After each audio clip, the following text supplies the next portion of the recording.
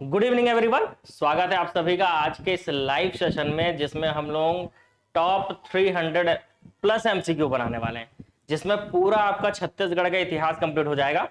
इसको हम दो पार्ट में भी पढ़ सकते हैं, ठीक है। तो पहले हम लोग क्या करेंगे, प्राचीन मध्य पहले कवर कर लेंगे, उसके बाद अगर आप बोलोगे तो आधुनिक भी कवर करा दूंगा, क्योंकि जितने क्वेश्चन मतलब 150 प्लस क्वेश्चन जो है वो प्राचीन और मध्य में है, और उतना ही क्वेश्चन जो है वो आधुनिक में भी है, ठीक है। तो पहले प्राचीन और मध्य को कंप्लीट करते हैं। पूरे क्वेश्चन आपको इसी तरह से कूट वाले रहेंगे, तो आपको सोच समझकर आंसर लेना है, बारीकी से क्वेश्चन पढ़ना होगा, क्योंकि ये क्वेश्चन जो है आपके एग्जाम में आने लायक जो क्वेश्चन अब जिस तरह से व्यापम पैटर्न बना रहा है, ठीक है, कूट वाले क्वेश्चन जिस तरह से आपको दे रहा है, सेम उसी तरह से आपको क्वेश्चन दिखने वाला है, ठीक है।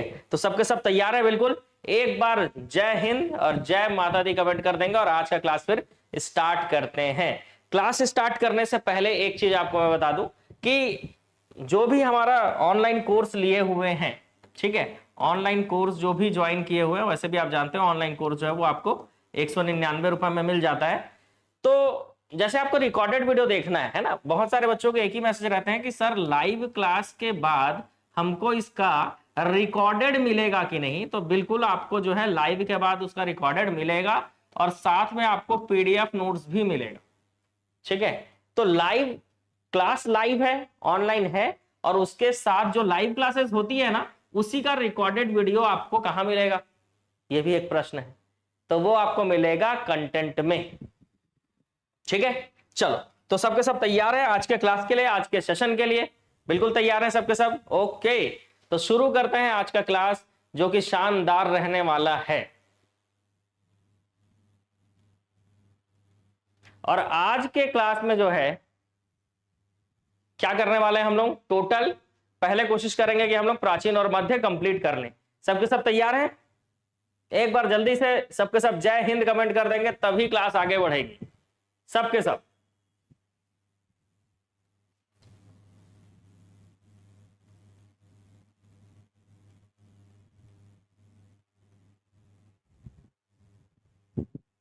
ठीक है? राधे राधे। सब तैयार है? ओके, तो शुरू करते हैं छत्तीसगढ़ के इतिहास का प्रश्न, जिसमें हम लोग प्राचीन और मध्य को बनाना चालू करते हैं। तो पहला प्रश्न क्या है, देखो पहला प्रश्न है पाषाण स्मारक। देखो सही कथन चुनना है आपको। पाषाण स्मारक धनौरा से संबंधित है। छत्तीसगढ़ में पाषाण युगीन औजार के साक्ष्य कबरा पहाड़ व बोनटीला रायपुर व जोगी महाराज सीता बेंगरा से मिले हैं। कबरा पहाड़ जिला रायगढ़ से चंद्राकार फलक वाले उपकरण प्राप्त हुए हैं। छत्तीसगढ़ में महापाषाणकालीन महापाषाण युगीन सभ्यता के अवशेष मल्हार बिलासपुर एवं टेंगना रायगढ़ से मिले हैं। तो यहां पर चार ऑप्शन है, और इन चारों के आधार पर चार कूट भी हैं। इसी में आपको आंसर लेना है, ठीक है। तो कूट वाले प्रश्न ही हम पूरा पूरा बनाएंगे, सबके सब जो है। बिल्कुल मैं आपको पहले ही बता दे रहा हूं कि बारीकी से पढ़कर ही इसका आंसर देना है आपको। और ये वो क्वेश्चन है जो मेरी छत्तीसगढ़ की ऑब्जेक्टिव की बुक आ रही है, ठीक है, उसमें ये सारे क्वेश्चन आपको मिलेंगे, छत्तीसगढ़ कंप्लीट संपूर्ण ऑब्जेक्टिव वाले, ठीक है। तो चारों प्रश्न जो है पढ़कर आपको सही आंसर देना है, ठीक है। ये नोट्स रेडी भी हो गया है, ठीक है। तो ये छत्तीसगढ़ के इतिहास का है, ये सिर्फ प्राचीन और मध्य है ना, अभी आधुनिक और ऐड होगा, उसका छत्तीसगढ़ की जनजातियां, भूगोल, ये सारी चीजें ऐड होंगी, ठीक है। तो ये सारी चीजें आपको मिल जाएंगी मेरे बुक में, ठीक है। हाँ, सबके सब जय हिंद कमेंट कर देंगे भाई। तो बहुत सारे लोगों को आंसर डी लग रहा है, लेकिन मैं पहले ही बता दूं इसका आंसर डी नहीं है, ठीक है। इसका आंसर डी नहीं है, ठीक है। इसका आंसर डी नहीं है, ठीक। क्यों भाई? पहला पॉइंट देखो आप ठीक से, मैं बोला था आपको बारीकी से समझना होगा। आप देखो पहला पॉइंट सही है, पाषाण स्मारक धनौरा से बिल्कुल संबंधित है। दूसरा पॉइंट गलत हो जाएगा, क्योंकि सीता बेंगरा बिलासपुर में नहीं है। सीता बेंगरा जो है वो सरगुजा में है, इसीलिए यहां पर हो गया आपका दूसरा पॉइंट गलत। हाँ, आज समझ गए होगे आप कि पूरा कूट देंगे आज हम। हाँ, अभी मतलब अभी पूरा कूट देंगे आपको, ठीक है। हाँ चलो भाई, तो मैराथन क्लास में आपका स्वागत है। आगे बढ़ेंगे। जिन लोग अभी जुड़े हैं, कबरा पहाड़ जिला रायगढ़ से चंद्राकार फलक के उपकरण प्राप्त हुए। तो देखो भाई, चंद्राकार फलक के उपकरण प्राप्त नहीं हुए, याद रखना अर्ध चंद्राकार फलक के उपकरण प्राप्त हुए हैं, इसलिए तीसरा भी गलत। चौथा, छत्तीसगढ़ में महापाषाण सभ्यता के अवशेष मल्हार बिलासपुर और टेंगना रायगढ़ से मिले हैं। तो हाँ, ये सही है, तो ऑप्शन सी यहां पर सही होगा। ठीक है, जितने लोग भी ऑप्शन डी दे रहे थे ये गलत हो गया, सिर्फ दो चीजों के कारण। मैंने बोला था क्वेश्चन आपको बारीकी से पढ़ना होगा, ये क्वेश्चन मैंने खुद डिजाइन किया है आप लोगों के लिए। ठीक है, तो ऐसे क्वेश्चन वैसे भी आपको किसी बुक में दिखेंगे नहीं। ठीक है, क्योंकि ये डिजाइन किया हुआ क्वेश्चन है आपके लिए, क्योंकि अब जितने भी आए हुए क्वेश्चन है ना यार, हर कोई आपको वही पढ़ा रहा है जो आए हुए क्वेश्चन है। बताए, कोई भी कुछ नया नहीं कर रहा है, और युवा एकेडमी आप जानते हो आपके लिए हमेशा कुछ ना कुछ नया ही करता है। बताए, इसीलिए आप लोग के लिए जो है कूट वाले प्रश्न जो है बनाए गए हैं। ठीक है, चलो आगे बढ़ेंगे। क्वेश्चन है, रायगढ़ के शैल चित्रों से संबंधित स्थलों को चुनिए। रायगढ़ से संबंधित शैल चित्रों से संबंधित स्थलों को चुनना है। कबरा पहाड़, सिंघनपुर, चितवा डोंगरी।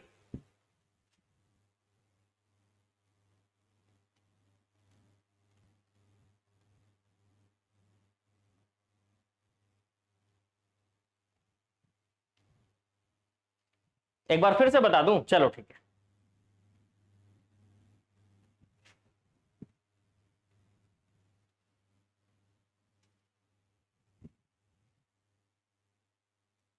देखो, अभी जो हम लोग छत्तीसगढ़ के इतिहास का प्रश्न बना रहे हैं ना, इसमें सभी प्रश्न कूट वाला रहने वाला है, और कूट वाले जो प्रश्न है वो बारीकी से पढ़ना होगा आपको, तभी बनेगा।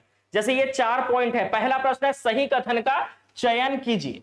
ठीक है, तो इसमें आपका क्या लिखा हुआ है, देखो, पाषाण स्मारक धनौरा से संबंधित है। छत्तीसगढ़ में पाषाण युगीन औजार का साक्ष्य कबरा पहाड़ व बोनटीला रायपुर, जोगी महाराज सीताबेगरा बिलासपुर से मिले हैं। कबरा पहाड़ जिला रायगढ़ से चंद्राकार फलक वाले उपकरण प्राप्त हुए हैं। छत्तीसगढ़ में महापाषाण युगीन सभ्यता के अवशेष मल्हार बिलासपुर एवं टेंगना रायगढ़ से मिले हैं। तो ऐसे 4 पॉइंट है और 4 ऑप्शन है, और जितने लोग भी इसका आंसर डी दे रहे हैं ना वो गलत है। ठीक है, इसका आंसर क्या होगा, देखो, पाषाण स्मारक धनौरा से मिले, बिल्कुल सही। छत्तीसगढ़ में पाषाण युगीन औजार का साक्ष्य कबरा पहाड़ व बोनटीला रायपुर, जोगी मारा और सीताबेंगरा बिलासपुर से मिला। तो याद रखना सीताबेंगरा बिलासपुर में नहीं है, वो सरगुजा में है, इसीलिए ये पॉइंट गलत। कबरा पहाड़ जिला रायगढ़ से चंद्राकार फलक वाले उपकरण प्राप्त हुए हैं, बिल्कुल, लेकिन चंद्राकार उपकरण नहीं, चंद्राकार फलक वाले नहीं, अर्ध चंद्राकार, इसलिए ये पॉइंट भी गलत हो जाएगा। और अगला है रायगढ़ में महापाषाण कालीन सभ्यता के अवशेष मल्हार और छत्तीसगढ़ में महापाषाण युगीन सभ्यता के अवशेष मल्हार बिलासपुर और टेंगना रायगढ़ से मिले हैं। तो ये सही है, इसीलिए आंसर आएगा ऑप्शन सी। तो जितने लोग भी इसका आंसर ऑप्शन सी बता रहे हैं वो सही है, ऑप्शन डी जितने लोग भी बोल रहे हो वो गलत है। चलो प्रश्न दूसरा देखो, रायगढ़ के शैल चित्रों से संबंधित स्थलों को चुनिए। तो इसमें से कौन कौन से स्थल रायगढ़ में हैं? ठीक है, 4 ऑप्शन फिर कूट के हिसाब से आपके पास रहेगा। कबरा पहाड़ रायगढ़ में है, बिल्कुल सही। ठीक है, सिंघनपुर रायगढ़ में है, ये भी सही। चितवा डोंगरी रायगढ़ में नहीं है, इसलिए इसमें आंसर आएगा 1 और 2 सही है, मतलब ऑप्शन डी। ठीक है, आंसर क्या आएगा, ऑप्शन डी। ठीक है, आंसर क्या आ जाएगा, ऑप्शन डी।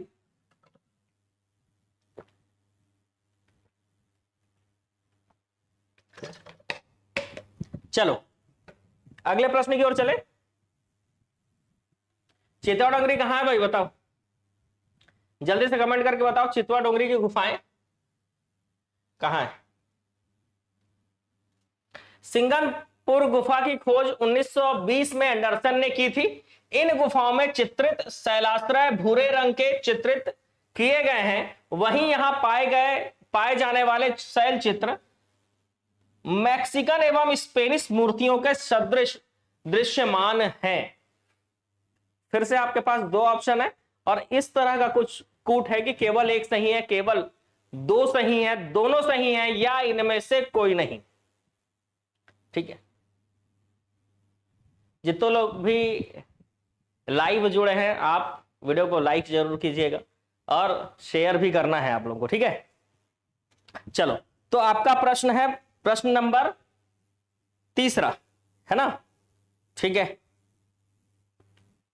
तो बहुत सारे लोग इसका आंसर बी बता रहे हैं, जो कि गलत है। पहला तो गलत ही है।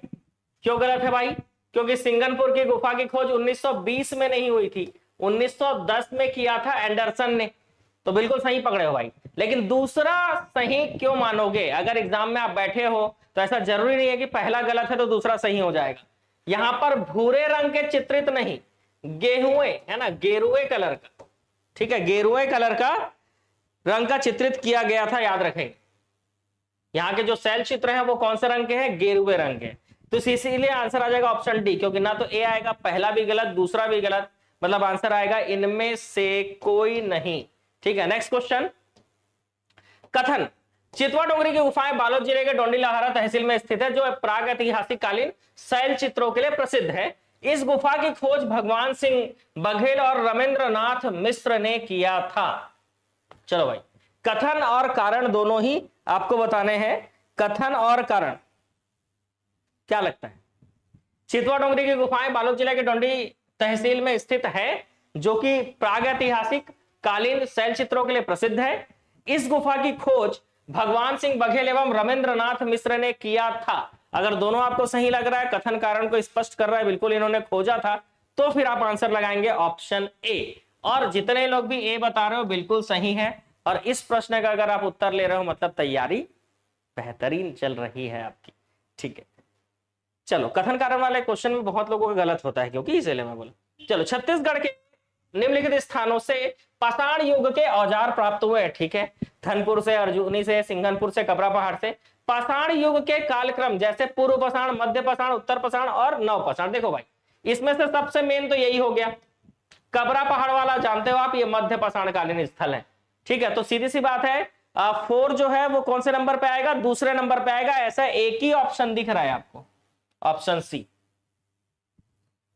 वेरी गुड, मेरे आंसर बताने से पहले ही आंसर ले रहे हो, क्या बात है, आज बहुत जोश में हो भाई लग रहा है। ठीक है, हाँ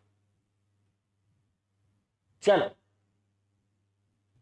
तो कबरा पहाड़ आ गया।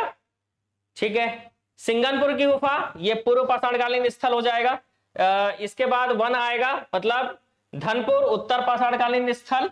ठीक है, और अर्जुनी जो है, अर्जुनी ये नव पाषाणकालीन स्थल आ जाएगा लास्ट में। 3 4 1 2। इसमें देखो मध्य पाषाण काल कबरा पहाड़ और सिंगनपुर पूर्व पाषाण काल, यहीं से आपको यहां पर मिलाते बन जा रहा है सारी चीजों को। ठीक है, ठीक है भाई, राधे राधे जिन लोग अभी जुड़े हैं। आगे बढ़ेंगे, अगले क्वेश्चन की ओर चलते हैं। नेक्स्ट क्वेश्चन हमारा क्या बोल रहा है?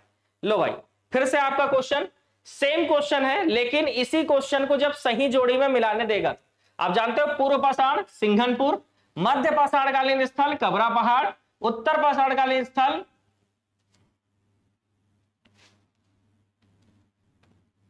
धनपुर और नव पाषाणकालीन स्थल अर्जुनी जिला दुर्ग। ठीक है, तो इस तरह से सही जोड़ी में भी मिलाने आएगा तो आप मिला सकते हो बिल्कुल।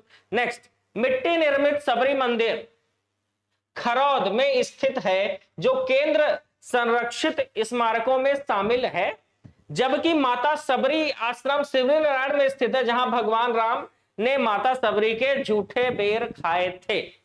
ठीक है, फिर से कथन और कारण वाला क्वेश्चन है, आराम से पढ़ो और पढ़ के आंसर बताओ। क्या बोल रहा है? मिट्टी निर्मित है ना, मिट्टी निर्मित सबरी मंदिर खरौद में स्थित है, जो कि केंद्र संरक्षित स्मारकों में शामिल है, जबकि माता सबरी आश्रम शिवनारायण में स्थित है, जहां भगवान राम ने माता सबरी के झूठे बेर खाए थे। ठीक है, ऑप्शन ए। जितने लोगों को ऑप्शन ए लग रहा है, आप लोगों के लिए बता दूं मैं, ये गलत है।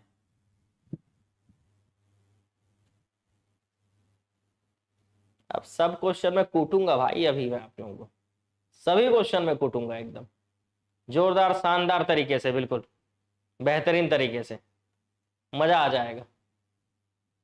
हाँ, इसीलिए सोच समझकर आंसर लीजिए इसका, सोच समझकर बिल्कुल। ठीक है,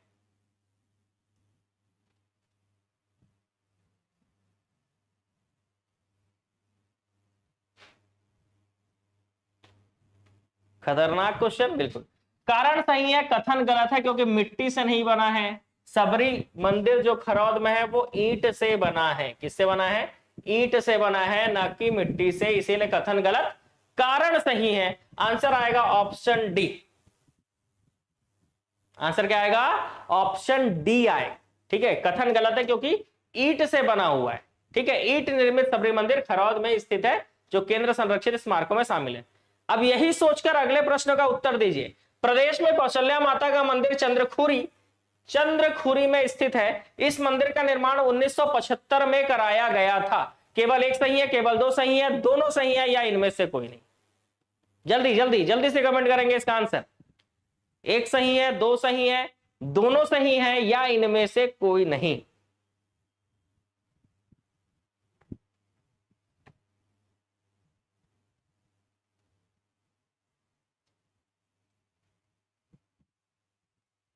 आज तुक्का मारने से काम नहीं है। ऑप्शन ए, केवल एक सही है बोलने वालों का देख लेते हैं। बहुत सारे लोग ए ले रहे हो आंसर। प्रदेश में कौशल्या माता का मंदिर चंद्रखुरी में, बिल्कुल सही, लेकिन इस मंदिर का निर्माण 1975 में नहीं कराया गया था, 1973 में कराया गया था, 1973 में। इसलिए इसका आंसर हो जाएगा केवल एक सही है। याद रखिएगा, कौशल्या माता का मंदिर चंद्रखुरी में है। ठीक है, कहां पे है? चंद्रखुरी में है, जहां पर Netaji Subhash Chandra Bose state police training academy है। नेक्स्ट, राम वन गमन पथ के संदर्भ में आपको आंसर लेना है। ठीक है, किसके संदर्भ में आंसर लेना है बता दिया मैंने आपको।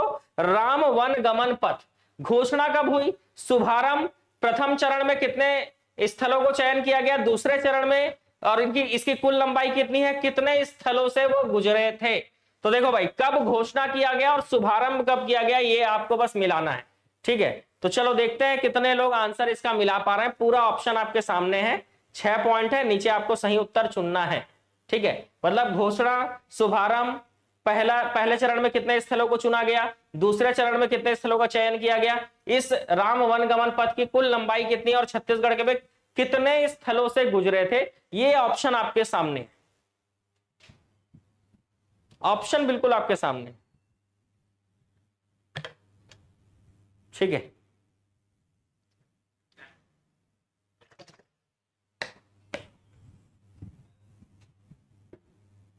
आ जाओ भाई।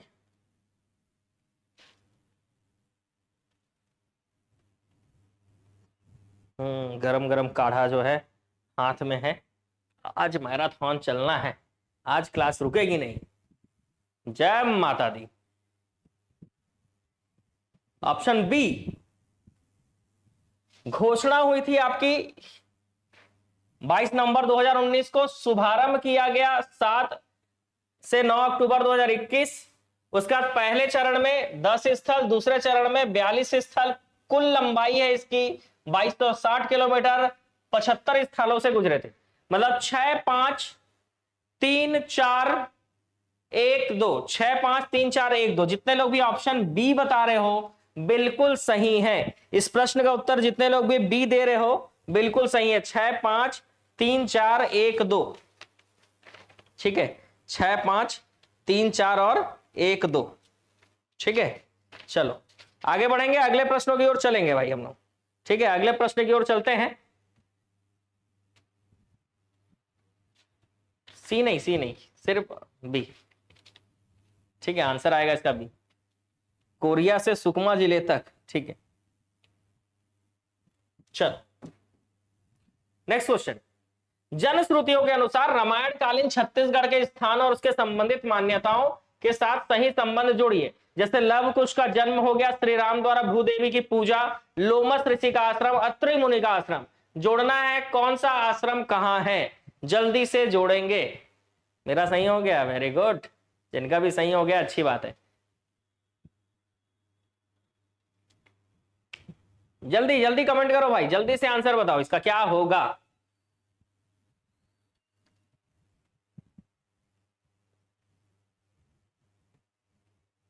ऑप्शन बी बता रहे हैं सबके सब, हो सकता है सही हो, मैंने टिक मार दिया है आपके हिसाब से। अब देखते हैं।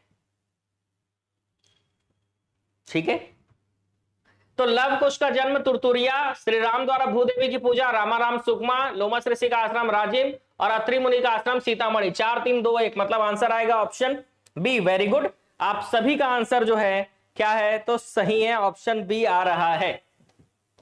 चलो प्राचीन जनश्रुति के अनुसार मोर ध्वज का संबंध छत्तीसगढ़ के निम्न स्थानों से जोड़ा जाता है। तो किससे किससे जोड़ा जाता है मोर ध्वज का संबंध? आरंग, खल्लारी, रतनपुर, रायपुर। कोई दो ऑप्शन सेलेक्ट करना है आपको। आरंग खल्लारी, खल्लारी रतनपुर, खल्लारी रायपुर, आरंग रतनपुर। ऑप्शन सी 11वें नंबर का आप ऑप्शन सी बता रहे हो, मतलब आरंग और रतनपुर बिल्कुल सही है, बिल्कुल सही है ना। अगर आप आरंग और रतनपुर बोल रहे हो बिल्कुल सही है। इसका आंसर आएगा आरंग और रतनपुर से संबंधित है, क्योंकि दोनों ही जगह उनका क्या था? शासन था। ठीक है, क्या बात है, मजा आ गया। चलो ऐसी सही आंसर दो, कॉन्फिडेंस भी जागेगा। ऋषभ देव महाभारत कालीन जैन तीर्थंकर हैं। ऋषभ तीर्थ गुंजी दमोदरहा में स्थित है। इस तीर्थ की जानकारी का प्रमुख स्रोत महाभारत ग्रंथ है। चलो भाई, पहला और दूसरा पॉइंट, दोनों ही पॉइंट पढ़कर आपको बताना है कि दोनों में से सही क्या है। क्या दोनों सही है, या सिर्फ पहला सही है, या दूसरा सही है, केवल दो सही है, या दोनों सही है?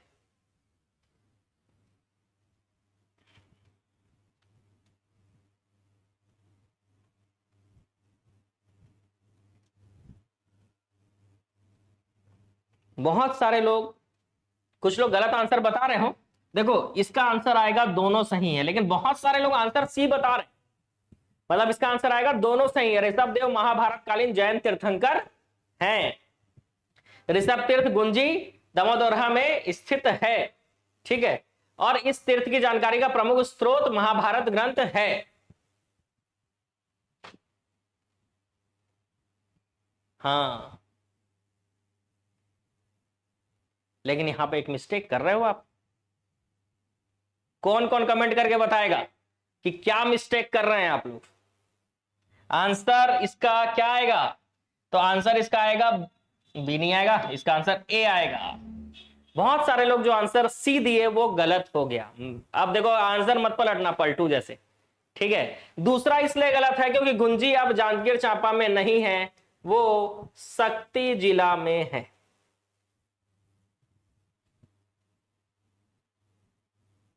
ठीक है,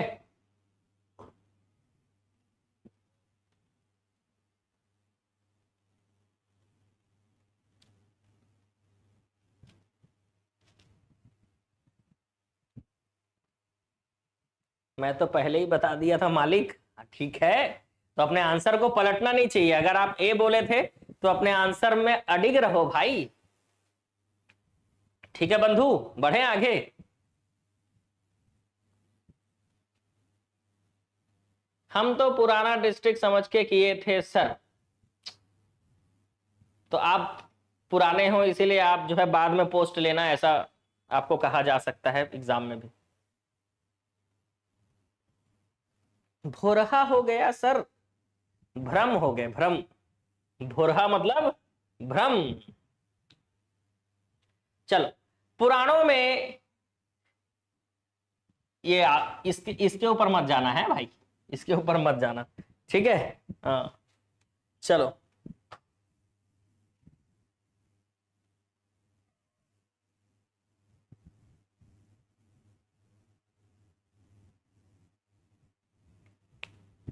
पुराणों में छत्तीसगढ़ के रतनपुर के है वंशी राजा मयूर ध्वज की दंत कथा के संबंध में कौन सा कथन सही नहीं है, बताना है।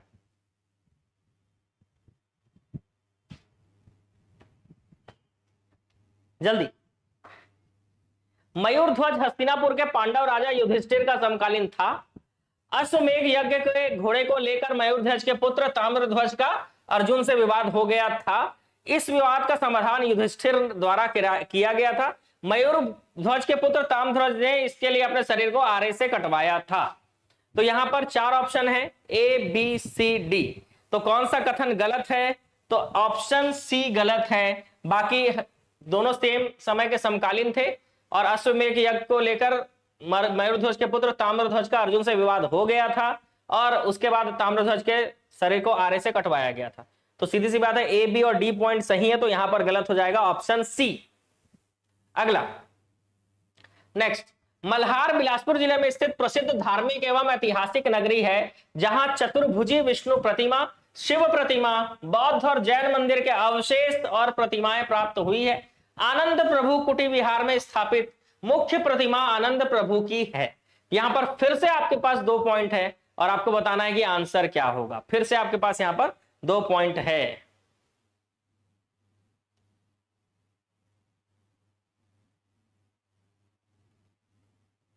डी गलत नहीं है, डी सही पॉइंट है उसमें।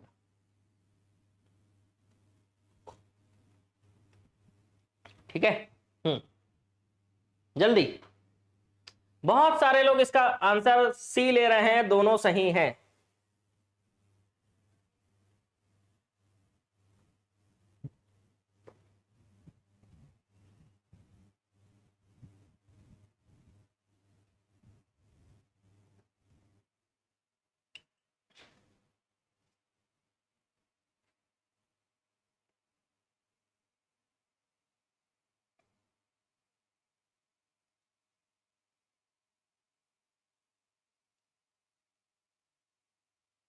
तो बहुत सारे लोग जो सी ले रहे हैं, आंसर हो जाएगा गलत, क्योंकि पहला तो सही है लेकिन दूसरा गलत है। क्योंकि बताता हूं, पहले तो ये सही करो, ऑप्शन ए सही है, क्योंकि मुख्य प्रतिमा आनंद प्रभु की नहीं है, मुख्य प्रतिमा गौतम बुद्ध मतलब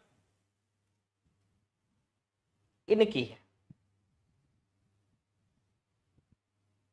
ठीक है, तो मुख्य प्रतिमा जो है वो गौतम बुद्ध की आनंद कुटी विहार में, और पहला पॉइंट तो सही है, इसलिए इसका आंसर हो जाएगा ऑप्शन ए, ना कि ऑप्शन सी।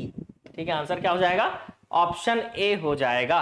ठीक है, ये आनंद कुटी विहार कहां है, जल्दी से कमेंट करके बताओ। सिरपुर, ओके। चलो नेक्स्ट क्वेश्चन, दिए गए कथनों पर विचार कीजिए। अवदान शतक और अगुंतर निकाय ग्रंथ से जानकारी मिलती है कि गौतम बुद्ध कुछ समय के लिए सिरपुर आए थे। भोंगापाल में भगवान बुद्ध की विशाल प्रतिमा तथा प्राचीन स्मारक मिले हैं। क्वेश्चन नंबर 15 मेरा सही हो गया, ओके।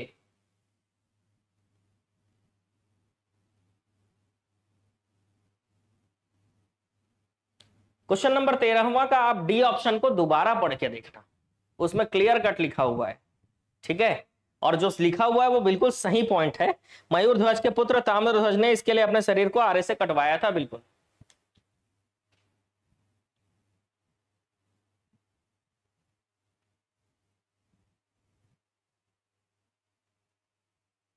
तो यहां पर आंसर है दोनों सही। ऑप्शन सी जितने लोग बता रहे हैं बिल्कुल सही है। अवदान शतक और अगुंतर निकाय दोनों से ही गौतम बुद्ध की जानकारी मिलती है कि वो कुछ समय के लिए सिरपुर आए थे और भोंगापाल में भगवान बुद्ध की विशाल प्रतिमा तथा प्राचीन स्मारक मिले हैं। नेक्स्ट, दुर्ग के नगपुरा ग्राम में 24वें तीर्थंकर पार्श्वनाथ जी का मंदिर है। यह मंदिर प्राकृतिक दृश्यों के मध्य महानदी के तट पर स्थित है। यहां पर 2 साल में एक बार नगपुरा महोत्सव का आयोजन किया जाता है। अच्छा क्वेश्चन है आप सभी के लिए। अब देख लो, देखो यार, ये पॉइंट तो डायरेक्ट दिख रहा है कि यहां पर 2 साल में एक बार नगपुरा महोत्सव नहीं, प्रतिवर्ष नगपुरा महोत्सव मनाया जाता है, तो ये गलत हो गया। यह मंदिर प्राकृतिक दृश्यों के मध्य महानदी के तट पर स्थित है। नहीं, महानदी के तट पर थोड़ी ना होगा, शिवनाथ के तट पर होगा ना, इसलिए ये भी गलत। और नगपुरा ग्राम में 24वें तीर्थंकर, तो ये भी गलत हो जाएगा। कारण क्या है? कारण यह है कि पार्श्वनाथ जो है वो 23वें तीर्थंकर थे, ना कि 24वें।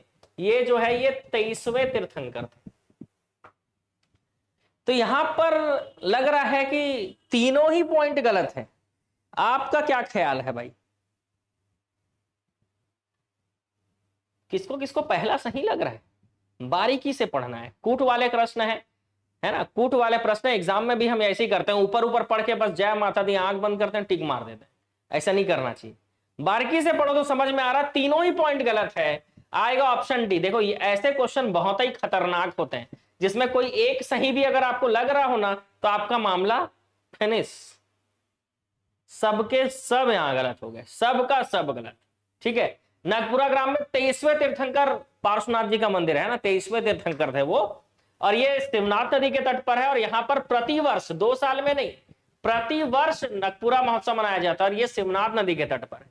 तो कहीं ना कहीं तीनों ही पॉइंट गलत हो गए, और तीनों गलत हो जाएगा तो आंसर आएगा ऑप्शन डी, इनमें से कोई नहीं। नेक्स्ट क्वेश्चन, चेदी महाजनपद 16 महाजनपदों में से एक था, इसकी राजधानी थी सुक्तिमती। इसके अंतर्गत छत्तीसगढ़ क्षेत्र भी सम्मिलित था। कई इतिहासकार छत्तीसगढ़ को चेदिसगढ़ का अपभ्रंश मानते हैं। फिर से आपके पास 2 पॉइंट है, देखो समझो और फिर कूट वाले आंसर लीजिए।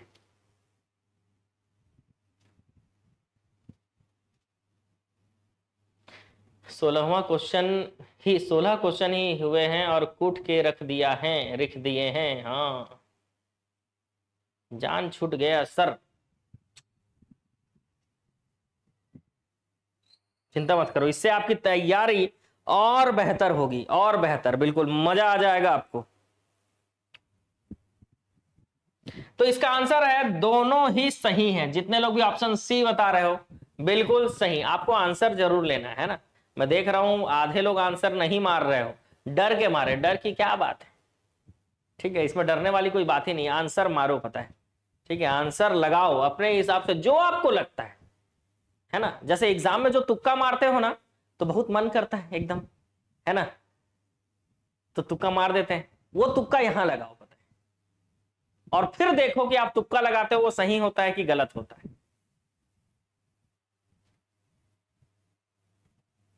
चलो नेक्स्ट क्वेश्चन की ओर चलते हैं। अगला क्वेश्चन आपके सामने है, प्राचीन छत्तीसगढ़ का ऊपरी भाग मौर्य साम्राज्य में सम्मिलित था। सरगुजा क्षेत्र की सीताबेंगरा और जोगीमारा गुफाओं से मौर्यकालीन अभिलेख प्राप्त हुए हैं।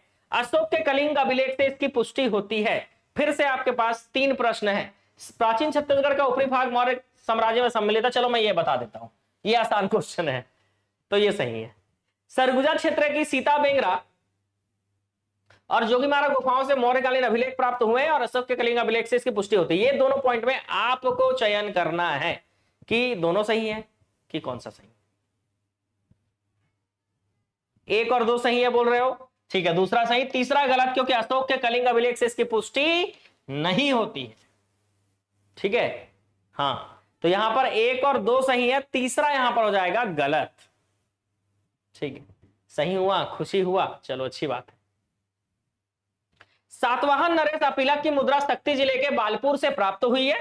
छत्तीसगढ़ के प्राचीन ऋषभ तीर्थ में प्राप्त शिलालेख कुमारवर दत्त का है। फिर से 2 पॉइंट। सातवाहन नरेश अपिलक की मुद्रा शक्ति जिला के बालपुर से प्राप्त हुई है। छत्तीसगढ़ में प्राचीन ऋषभ तीर्थ में प्राप्त शिलालेख शासक कुमारवर दत्त श्री का है। क्या दोनों सही लग रहे हैं? बहुत सारे लोग ऑप्शन 3 रॉन्ग, पुराने क्वेश्चन का आंसर दे रहे हो। कलिंग किसका है सर?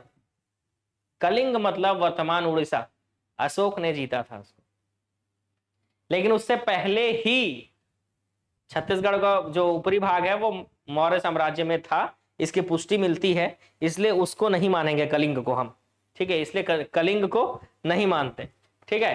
क्या बोल रहे हो? क्वेश्चन नंबर 19 क्या ले रहे हो आंसर?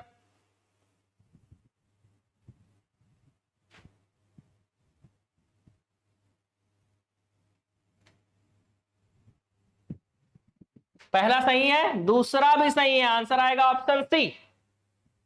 सातवाहन नरेश अपिलक की मुद्रा शक्ति जिले के बालपुर से प्राप्त हुई है और छत्तीसगढ़ के प्राचीन ऋषभ तीर्थ में प्राप्त शिलालेख कुमारवर दत्त श्री का है, जिसमें पता चलता है कि अपने आयु की वृद्धि के लिए 1000 गायों का उन्होंने दान किया था। पढ़े नहीं हो? पढ़े होगे।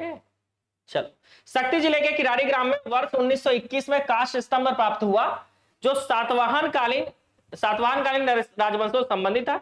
इस काष्ठ स्तंभ से इस काल के कर्मचारियों के पद नामों का उल्लेख मिलता है। वर्तमान में यह काष्ठ स्तंभ महंत घासीदास संग्रहालय रायपुर में रखा गया है।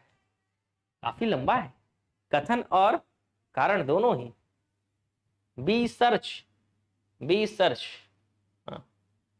कितने क्वेश्चन करेंगे? अभी तो शुरुआत ही कर रहे हैं। हाँ, 1000 काउस, ओहो, कौन है भाई? 1000 काउस दान में दिए थे कुमारवर दत्त जी। ये काउ की जगह गाय लिख देते भाई। 1000 काउस। बटलर हो गया है तो। चलो आगे देखते हैं। पहली बार मेरा 20 में 20 सही हुआ है सर। मैं तो मान ही नहीं सकता कि 20 में 20 सही हुआ हो। मैं क्वेश्चन डिजाइन कर दूं और पूरा के पूरा सही हो जाए, पॉसिबल ही नहीं है। चलो, कथन कारण दोनों ही सही है और कारण जो है वो कथन को स्पष्ट भी कर रहा है, इसलिए ऑप्शन ए ले रहे हो आप, बिल्कुल सही।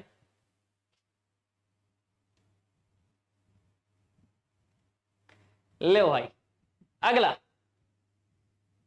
सातवाहन कालीन मुद्रा और उसके प्राप्ति स्थल के बारे में आपको बताना है। अपिलक, पुलवामी, वेदसी की मुद्रा कहां से मिली है? अपिलक और सातकर्णी की मुद्रा कहां से मिली है? रोमकालीन, ये तो बहुत ही आसान है। रोमकालीन स्वर्ण सिक्के आप जानते हो चकरबेड़ा से मिला, और ऐसा एक ही ऑप्शन है 1 2 3। कितना आसान हो गया यार इसको बनाना। सिर्फ ये पता रहता कि रोमकालीन स्वर्ण सिक्का चकरबेड़ा बिलासपुर से मिला है, तो ये बनाना कितना आसान हो गया। अपिलक और सातकर्णी का बालपुर से मिला है, अपिलक पुलवामी वेदश्री की मुद्रा मल्हार बिलासपुर से मिली। 1 2 3।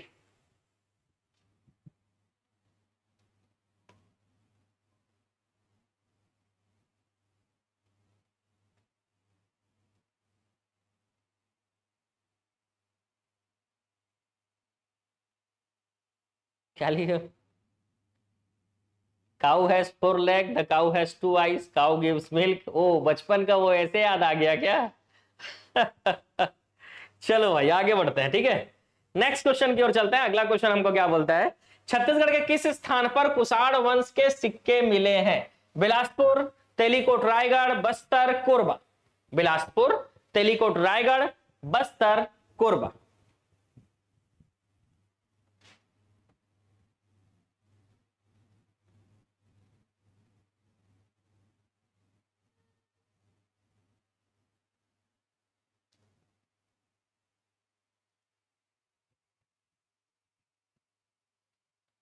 बिलासपुर, तेलीकोट, बस्तर, कट, राय, कोरबा।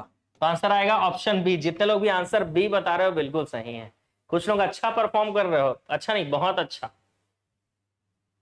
समुद्रगुप्त की प्रयाग प्रशस्ति में छत्तीसगढ़ को कौशल कहा गया है। समुद्रगुप्त ने अपने दक्षिणी अभियान में कौशल के राजा महेंद्र को पराजित किया था।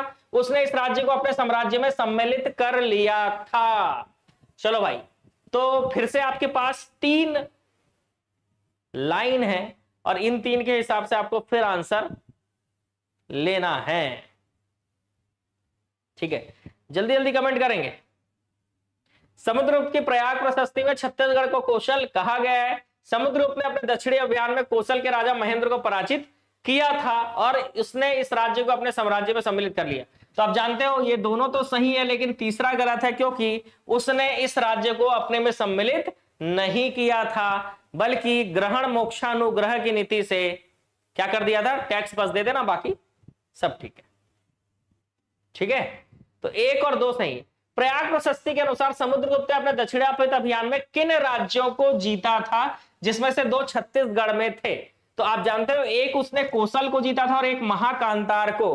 तो 1 और 3 इसका सही होगा, आएगा ऑप्शन सी। 1 और 3 सही है। ऑप्शन क्या आ जाएगा इसका? सी आएगा, कौशल को और महाकांतार को। नेक्स्ट क्वेश्चन, बानावरा दुर्ग विष्णु मंदिर से गुप्त वंश के कुल 9 स्वर्ण सिक्के प्राप्त हुए हैं, जिनमें से 1 सिक्का कुमारगुप्त का है, 1 स्कंदगुप्त का है और 7 सिक्के कांचगुप्त के। इन सिक्कों को महंत घासीदास संग्रहालय में संरक्षित रखा गया है। फिर से पहला और दूसरा प्रश्न, फिर से एक ही चीज बोलूंगा, बारीकी से पढ़कर आंसर लेना है।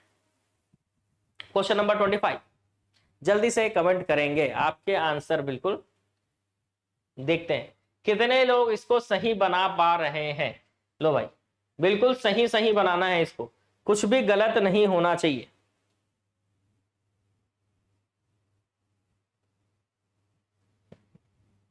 ऑप्शन सी जितने लोग बोल रहे हो सकता है सही हो।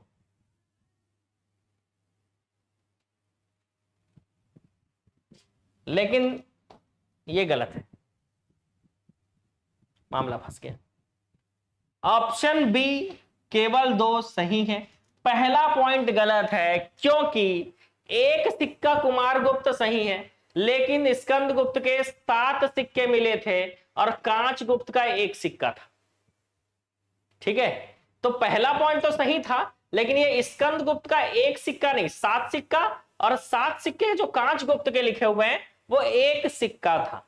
तो ये भी याद रखना जरूरी है कि एक कुमार गुप्त का, एक कांच गुप्त का, दोनों का वाले एक एक हैं, एक कुमार गुप्त का और एक कांच गुप्त का, और 7 सिक्के जो है आपको, 7 सिक्के स्कंद गुप्त के मिले थे। ठीक है, मोर सही हो गए, ओके। चलो आगे बढ़ेंगे। केवल दूसरा सही है, पहला हो गया गलत। एक सिक्का कुमारगुप्त, एक कांचगुप्त, 7 स्कंदगुप्त। नेक्स्ट क्वेश्चन, नल वंश के संस्थापक शिशुक है जबकि वास्तविक संस्थापक वाराहराज है।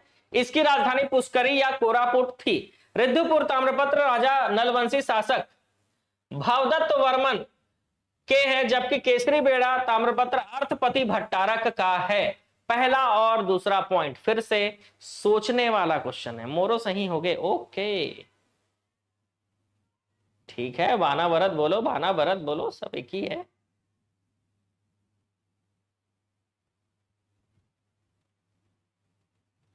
तो आज मजा आ रहा होगा बिल्कुल, ठीक है। इसी जोश के साथ आंसर देते रहो, बहुत मजा आएगा। आंसर सी बता रहे हैं 26 का। जितने लोग भी सी बोल रहे हो आपका आंसर सही, ठीक है। 26 का जितने लोग भी आंसर सी बोल रहे हो बिल्कुल सही है।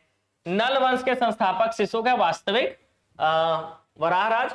रिद्धिपुर ताम्रपत्र से ही पता चलता है कि भवदत्त वर्मा ने नरदीवर्धन पर आक्रमण किया था, ठीक है। और केसरी बेड़ा अभिलेख से पता चलता है कि वहां से आक्रमण हुआ था अर्थपति भट्टारक पे, है ना, आसान है ना।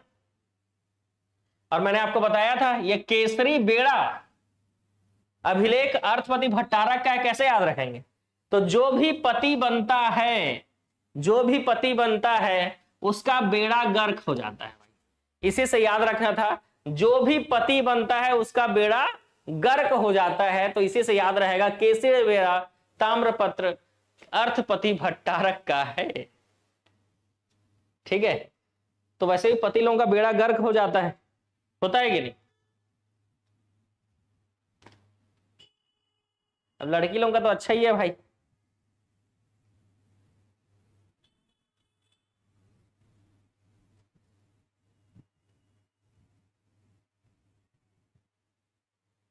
गलत बोल देते तो हार्ट अटैक आ जाता सर। क्यों भाई,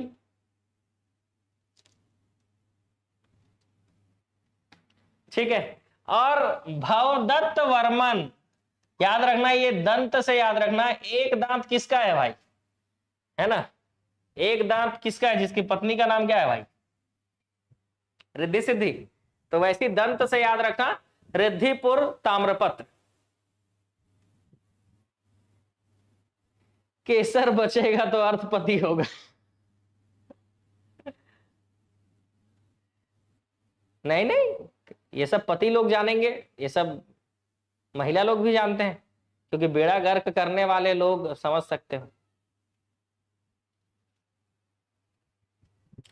पति लोग जाने क्या होता है, पत्नियों को भी तो पता रहेगा ना,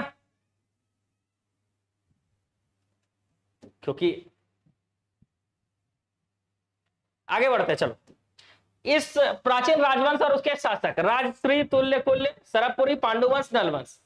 तो भीमसेन द्वितीय तो राजश्री तुल्य, राजर्षि तुल्य बोल दो, ठीक है। राजश्री मत बोलो, नहीं तो राजश्री पान मसाला याद आ जाएगा, ठीक है। राजर्षि तुल्य कुल वंश भीमसेन द्वितीय। सरबपुरी वंश पांडुवंश के शासक थे कौन, देखो ये भवदत्त वर्मा नल वंश के थे, पांडुवंश के शासक थे महादेव गुप्त, शिवगुप्त और सरबपुरी प्रवर राज, ऐसे करके आप बना सकते हो, ठीक है। अभी तो पढ़े नलवंशी शासक भवदत्त वर्मन को, दंत से मैं बोला नहीं था, रिद्धि, रिद्धिपुर अभिलेख।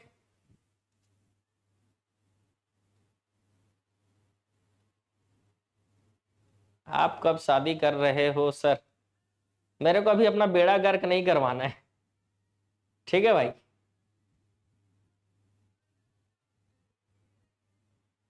चलो आगे बढ़ेंगे। तो इसका आंसर आ रहा है 1342, मतलब ऑप्शन ए।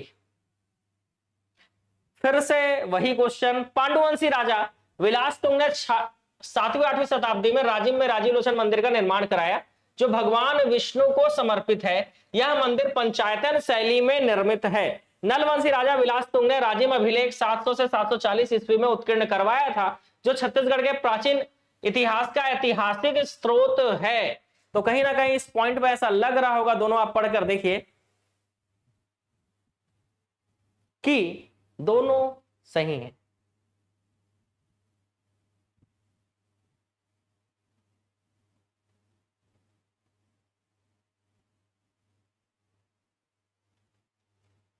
दोनों ही सही लग रहा है। जितने लोग भी आंसर ले रहे हो ऑप्शन सी ठीक है, जितने लोग भी आंसर ले रहे हो ऑप्शन सी बहुत बढ़िया। किसी को कोई कंफ्यूजन है तो बता सकता है।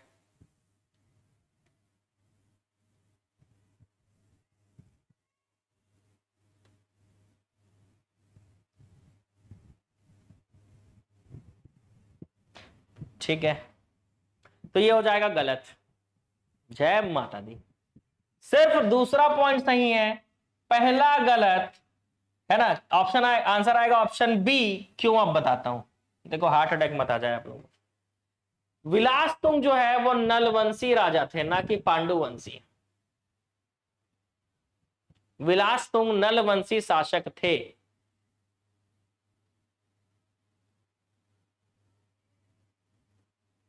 ठीक है, नलवंशी शासक थे। इतना छोटा सा देखो गलती, ठीक है, इतना छोटा सा टॉपिक। हाँ, अब आंसर बदलने का क्या मतलब। चलो आगे बढ़ेंगे। राजीव लोचन मंदिर के बारे में फिर से आपके पास क्वेश्चन है। अभी आंसर बदलना मत, पहले आप आंसर ले लो। 4 पॉइंट है, ये रहे आपके ऑप्शन। इसका निर्माण 12वीं शताब्दी में हुआ। इसे नलवंशी शासकों ने बनवाया था। इसमें भगवान रामचंद्र की मूर्ति या पंचायतन शैली का मंदिर। लो,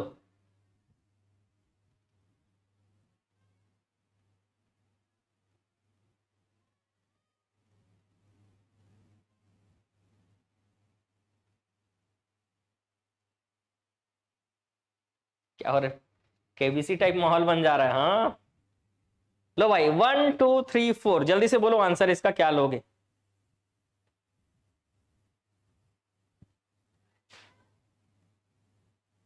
ऑप्शन ए, वेरी गुड। जितने लोग भी ए ले रहे हो बिल्कुल सही है। इस बार वही बोलते हैं, दूध का जला जो है छाछ भी फूक फूक कर पीता है। तो इस बार तो गलत नहीं होगा, कंफर्म है, लॉक कर दे। ओके, तो इसका निर्माण 12वीं शताब्दी में नहीं हुआ था, 7वीं 8वीं शताब्दी में हुआ था। और इसमें भगवान विष्णु की मूर्ति है, तो ये भी गलत हो जाएगा। तो पहला तीसरा गलत, दूसरा चौथा इसमें आपका क्या हो जाएगा, सही हो जाएगा।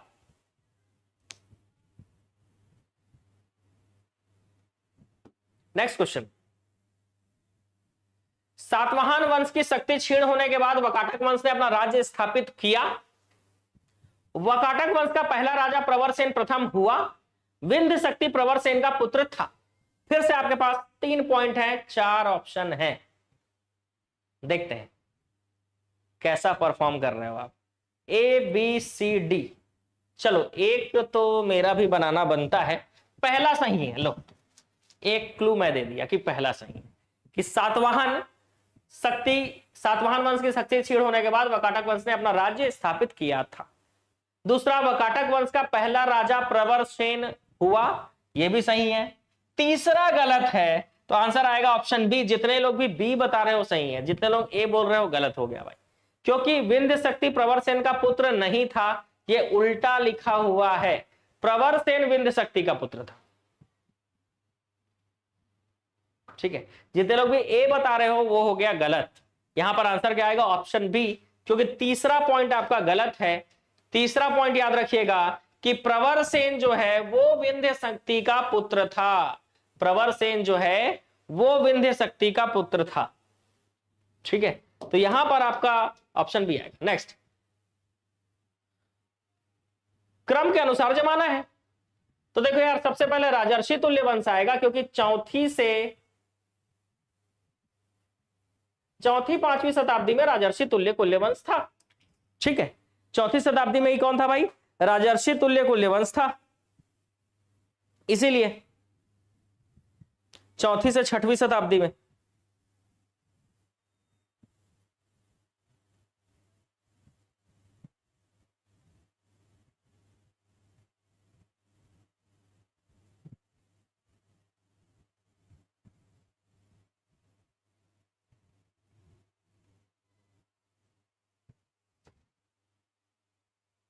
ठीक है, चौथी शताब्दी में राजर्षि तुल्य कुल्य वंश था।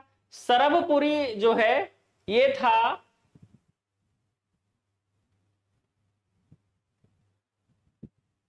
5वीं 6वीं में आएगा।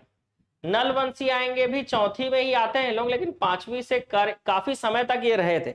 नलवंशी लोग 5वीं से करीब करीब 12वीं शताब्दी तक थे।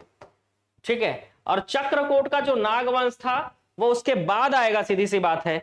ठीक है, तो ये आएगा 11 से 14वीं शताब्दी। ठीक है, और सरबपुरी वंश का एग्जैक्ट डेटा मैं आपको बता देता हूं। ठीक है, सरबपुरी वंश में थोड़ा सा डेटा जो है मेरे को आपको बताना पड़ेगा। 5वीं 6वीं, खैर याद तो था ही वैसे भी, 5वीं 6वीं, चौथी से 6वीं शताब्दी ये था, और 5वीं से 6वीं शताब्दी ये था।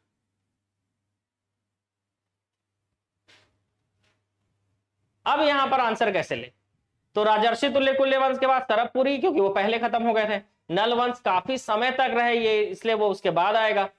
ठीक है, या नल वंश पहले भी आ सकता है, और चक्रकोट का नागवंश तो लास्ट में ही आएगा। तो 1 और 4 वाले ऑप्शन वाले ये दोनों तो नहीं है। अब बचा ए और बी। लो भाई आंसर बी 1000% सही है। बी को लॉक कर दो गुरुजी, नहीं तो हम जा रहे हैं, हम नहीं पढ़न। बी ही होगा सर। ठीक है, आप भी बोल रहे हो तो बी ही होगा। ठीक है, कई कई स्रोत में ना नलवंश को चौथी शताब्दी भी बोला है। ठीक है, तो कई कई स्रोत में जो है नलवंश को चौथी शताब्दी भी बोला है। इसलिए वैसे 5वीं से 12वीं एक बार क्वेश्चन आया था ना, तो 5वीं से 12वीं लिया था नलवंश को आंसर। ठीक है, लेकिन फिर भी बहुत सारे स्रोत में चौथी बोलता है।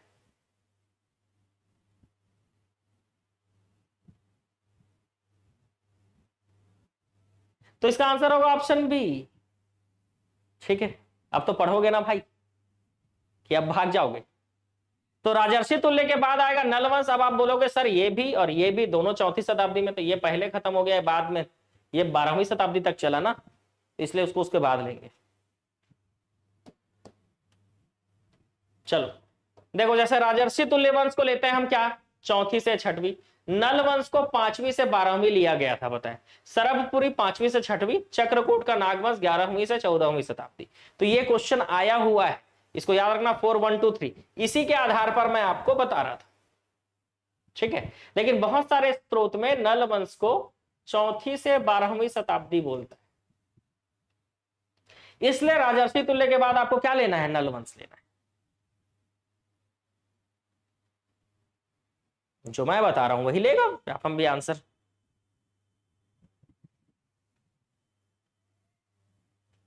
ठीक है, तो आप भी नलवंश को चौथी से 12वीं रखो, लेकिन राजर्षि तुल्य के बाद रखना है। ठीक है, राजर्षि तुल्य के बाद नलवंश आया, ऐसे याद रखना। ठीक है, चलो आगे बढ़ेंगे।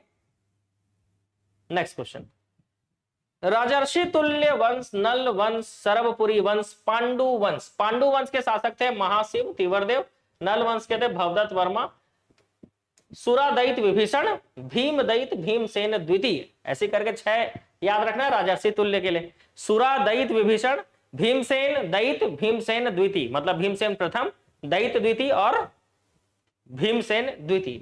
तो इसके बाद बन जाएगा सरबपुरी। अब सरबपुरी वंश के राजा प्रसन्न मात्र को आप जानते ही हो। इसी ने क्या बोलते हैं, मल्हार जो शहर है ना, आप जानते हो उसको प्रसन्नपुर कहा जाता था, उसको बसाया था, है ना। इसके अलावा निडीला नदी के तट पर, ये सारी चीजें आप पढ़ते हैं उनके बारे में, तो आसान था आंसर लेना। सी पहले आएगा, उसके बाद ए आएगा, उसके बाद डी आएगा, उसके बाद आपका आएगा B. C A D B.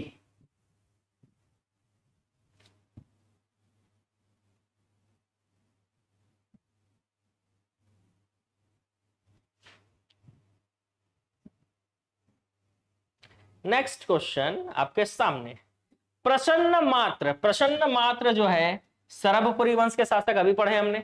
ठीक है, बहारेंद्र शाह को जानते हो, कलचुरी शासक। भीमसेन प्रथम पूछे, द्वितीय पूछे, राजर्षि तुल्य। तो इंद्रबल पांडु वंश का संस्थापक इंद्रबल। ठीक है, तो यहां पर हो जाएगा 3142, 3142। आंसर आएगा ऑप्शन ए। आंसर क्या आ जाएगा? ऑप्शन ए, शासकों के नाम है। फिर से आ गया। चलो भाई, राजर्षि तुल्य, भीमसेन प्रथम, नलवंश शासक स्कंद वर्मा, सरभपुरी पांडुवंशी शासक चंद्रगुप्त, सरभपुरी जयराज। सुदेवराज पढ़े हो ना? तो इसका आंसर क्या हो जाएगा? 3 2 1 4, 3 2 1 4 आ गया ऑप्शन बी। जितने लोग भी आंसर इसका बी बता रहे हो बिल्कुल सही है। ठीक है, चलो आगे बढ़ेंगे। गाम सकल कोसली ब्राह्मी लिपि उत्कीर्ण लेख मल्हार से मिले हैं जो दूसरे तीसरे शताब्दी का है। सरभपुरी वंश की राजमुद्राओं में गज लक्ष्मी का अंकन मिलता है। यह चिन्ह इसके समस्त अधिकार पत्रों के मुहर पर लगाया गया है। चलो जल्दी से इसका आंसर बता दो, देखें कितने लोग इसका आंसर सही ले रहे हैं। हाँ, वो शासकों के नाम को तो मेरे को ही बताना पड़ेगा ना।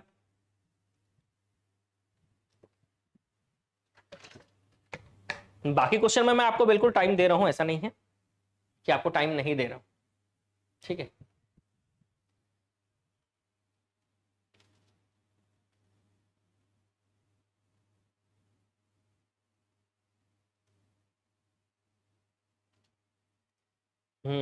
आज का बोलना चाहिए अभी का क्वेश्चन में आपको मजा आ जाएगा।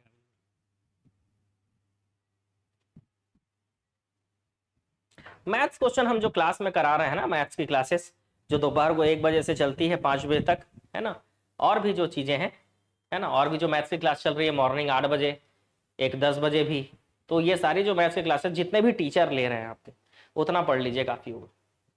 आंसर आएगा इसका सी, दोनों ही सही है।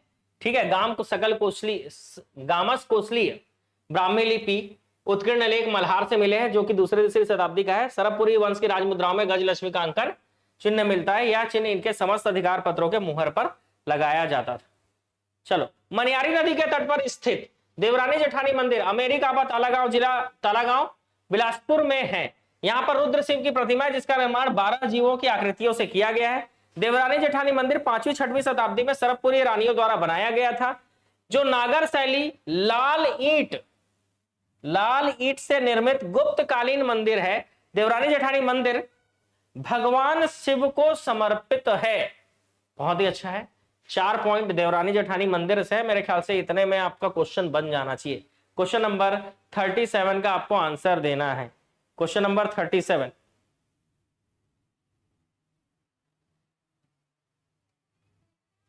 जितने लोग भी डी बोल रहे हो गलत।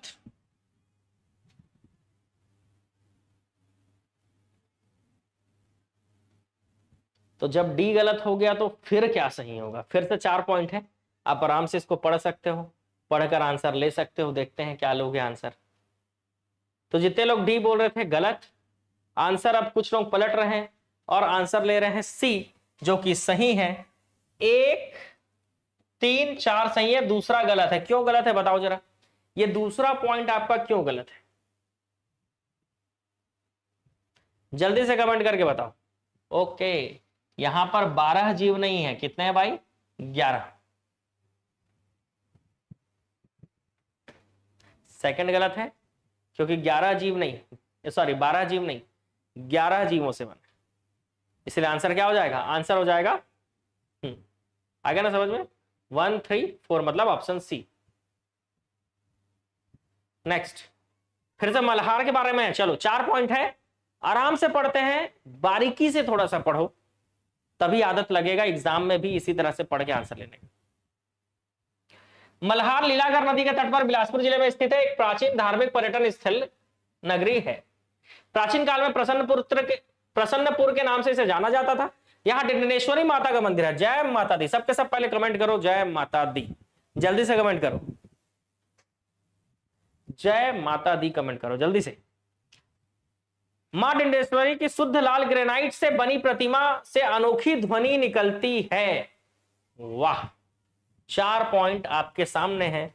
देखते हैं कितने लोगों का जय माता दी, और डी लगाने पे तो दी एंड हो जाएगा, इसीलिए डी मत लगा देना आंसर।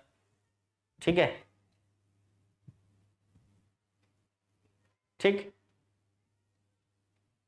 तो डी मत लगा देना, क्योंकि डी लगा देने से आपका जो है दी एंड भी हो सकता है, इसलिए डी तो लगाना मत। ठीक है, चलो डी है सर, फिर से बोल रहा हूं जब डी नहीं लगाना है तो डी गलत हो जाएगा। 1 2 3 सही है, तीसरा चौथा पॉइंट इसलिए गलत है क्योंकि यहां पर लाल ग्रेनाइट से नहीं, काले ग्रेनाइट से, लाल ग्रेनाइट से नहीं, मां डिंडेश्वरी की शुद्ध काले ग्रेनाइट से बनी प्रतिमा से अनोखी ध्वनि निकलती है, तो वो जो मूर्ति है वो काले ग्रेनाइट का है। ठीक है, इसीलिए मैं बोला था जय माता दी बोलो तभी आप आंसर सही लगा पाओगे। नेक्स्ट क्वेश्चन की ओर चलते हैं। फिर से यहां पुरातात्विक सामग्रियों का विशाल भंडार है, देखते हैं। यह स्थान अरपा, लीलागार और शिवनाथ नदियों से घिरा हुआ है। ऐसे स्थान जिसका नाम तो नहीं बोल रहा है लेकिन उसके बारे में 2 क्लू दे रहा है कि पुरातात्विक सामग्रियों का विशाल भंडार है, अरपा, लीलागार और शिवनाथ नदी के संगम पर स्थित है। तो सीधी सी बात है, ये जगह मल्हार को बोल रहा है वो, क्योंकि वही तीनों मल्हार ही जो है वो अरपा, लीलागढ़ और शिवनाथ से घिरा हुआ है, वहीं पे देवर घटा भी है। ठीक है, तो कहीं ना कहीं यहां पर आपको जो है बिना सिर्फ क्लू के आधार पर आंसर पूछ रहा है। ठीक है, तो आप लोग आंसर सी ले रहे हो, बिल्कुल सही, दोनों ही सही है, क्योंकि मल्हार पुरातात्विक सामग्रियों का विशाल भंडार है और मल्हार ही अरपा, लीलागढ़ और शिवनाथ तीनों नदियों से घिरा हुआ है। प्रसन्न मात्र सरबपुरी वंश के शासक थे, बिल्कुल सही है, जिन्होंने 5वीं 6वीं सदी में शासन किया और निडिला नदी के किनारे प्रसन्नपुर नगर बसाया। सरबपुरी राजवंश के शासक प्रसन्न मात्र ने गरुड़ चक्र शंख युक्त स्वर्ण सिक्के जारी किए थे। आपके आंसर आमंत्रित है, देखते हैं सी ले लिया जाए। ठीक है, आप बोलते हो तो मैं सी ले लेता हूं आंसर। ठीक है, चलो दोनों ही यहां पर क्या हो जाएगा, सही हो जाएगा। आप बोल रहे हो तो दोनों आंसर ले लेना भाई, दोनों ही सही है। छत्तीसगढ़ के प्राचीन सरबपुरी वंश के शासकों की निम्नलिखित राजधानियां थी। कौन कौन सी राजधानियां थी? सरबपुर, सिरपुर, प्रसन्नपुर, तीनों थी, प्रवरपुर नहीं था, इसलिए 2 3 4 मतलब ऑप्शन बी आएगा यहां पर आंसर। यहां पर आंसर क्या आएगा? ऑप्शन बी, सरबपुर, सिरपुर और प्रसन्नपुर। चलो नेक्स्ट क्वेश्चन।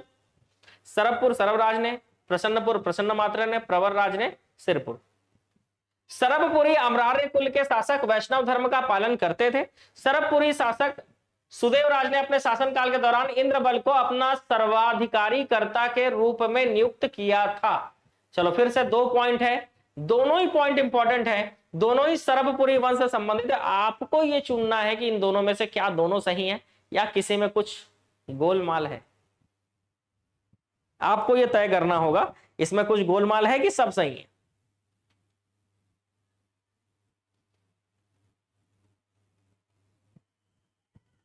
दोनों सही है, ओके, आंसर इसका बिल्कुल सही बता रहे हो आप, ऑप्शन सी, दोनों ही सही है। Next question. सर्वपुरी ताम्रपत्रों पर क्या नहीं होता था? ये तो बहुत ही आसान क्वेश्चन हो गया।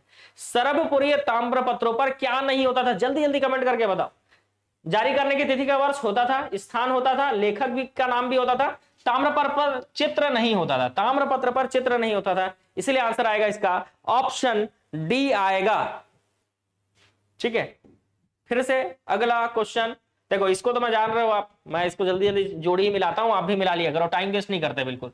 सरबपुरी प्रसन्न मात्र, भवदत्त वर्मा नल वंश थे, महाशिवगुप्त पांडुवंश, सिंहराज जो है सोमवंशी शासक थे, सोमवंशी कांकेर के सोमवंशी शासक थे सिंहराज, ये याद रखिएगा। ठीक है, चलो नेक्स्ट क्वेश्चन।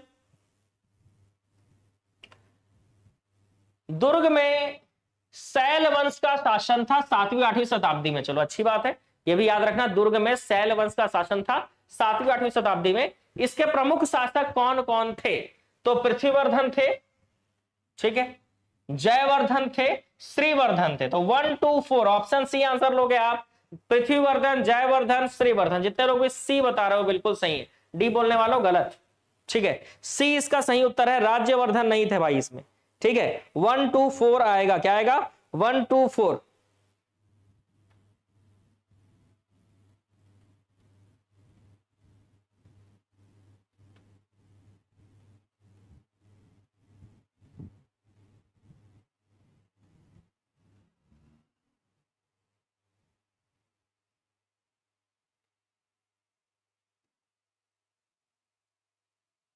महाशिवगुप्त बालार्जुन के शासन काल को छत्तीसगढ़ के इतिहास का स्वर्ण काल कहा जाता है, क्योंकि इसके शासन काल में कला, साहित्य, सामाजिक कल्याण के क्षेत्र में उल्लेखनीय कार्य हुए।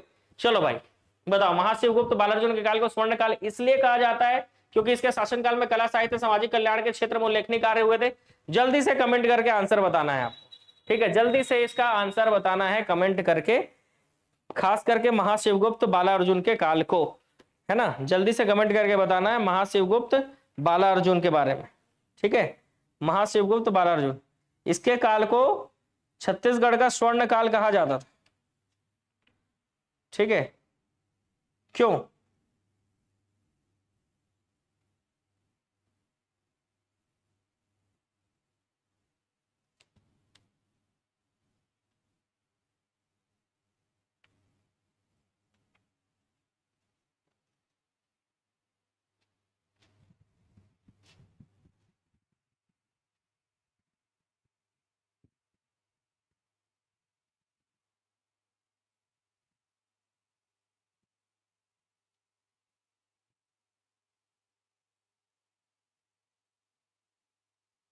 किसी राजा के काल को स्वर्ण काल क्यों कहा जाता है?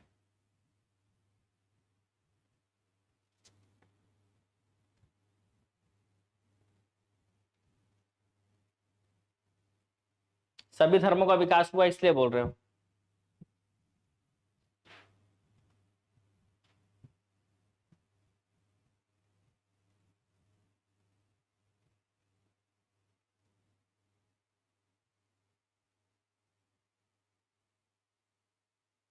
थोड़ा डाउट है, बिल्कुल। देखो भाई, महाशिवगुप्त के काल को स्वर्ण काल कहा जाता है, लेकिन इसका कारण गलत है, क्योंकि स्वर्ण काल मतलब कला, साहित्य के साथ साथ स्थापत्य के क्षेत्र में उल्लेखनीय कार्य जब होता है, ठीक है, कला, साहित्य और स्थापत्य, इसलिए इसका कारण जो है वो गलत हो जाएगा। स्थापत्य का कहीं भी चर्चा नहीं किया गया है, ठीक है, जो भी मंदिर बने, ठीक है, इन चीजों के बारे में कोई भी चर्चा नहीं है यहाँ पे, इसलिए, ठीक है। सिक्का चलाए थे वो सब चीज अलग है, स्थापत्य जरूरी है। छत्तीसगढ़ के सोमवंशी शासकों की निम्नलिखित शाखाएं थी, सही कथन का चयन कीजिए। कौन कौन से सोमवंशी शासकों की शाखाएं थी इसमें से? मैकल के सोमवंश, उड़ीसा के सोमवंश, कांकेर का सोमवंश और सिरपुर का पांडु वंश। चलो जल्दी से इसका आंसर बता दो। छत्तीसगढ़ के सोमवंशी शासकों की निम्नलिखित शाखाएं थी, इसमें से चारों हैं कि कोई एक कम है, या कोई, हाँ कोई एक कम ही हो सकता है या फिर चारों हो सकता है।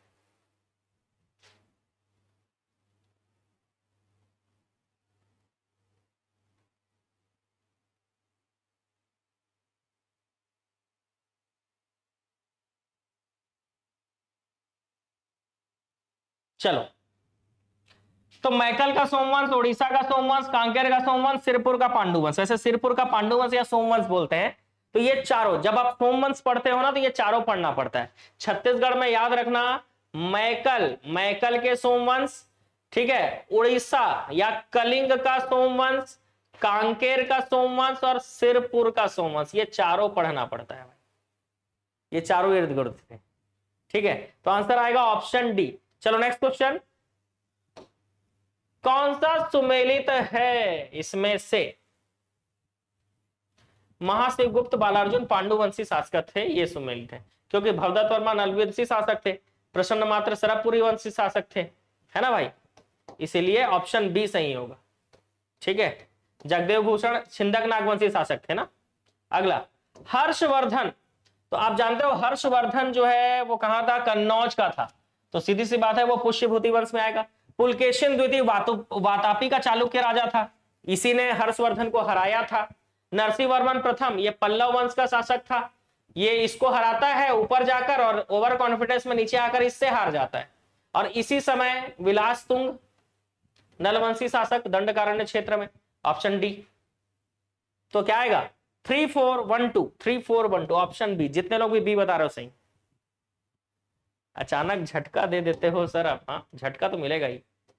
सिरपुर पूर्व नाम चित्रांगदपुर को राजधानी पांडुवंश ने बनाया था। तुमान रतनपुर छुरी कोसगई खल्लारी रायपुर को राजधानी मौर्य वंश ने बनाया था। पाटलिपुत्र को राजधानी कलचुरी वंश ने बनाया था। जल्दी से बताओ इसका आंसर क्या होगा, थोड़ा सा जल्दी आंसर लो तभी हम लोग कंप्लीट कर पाएंगे आज, नहीं तो मध्य भी नहीं हो पाएगा। वैसे हमको पूरा कंप्लीट करना है, ठीक है।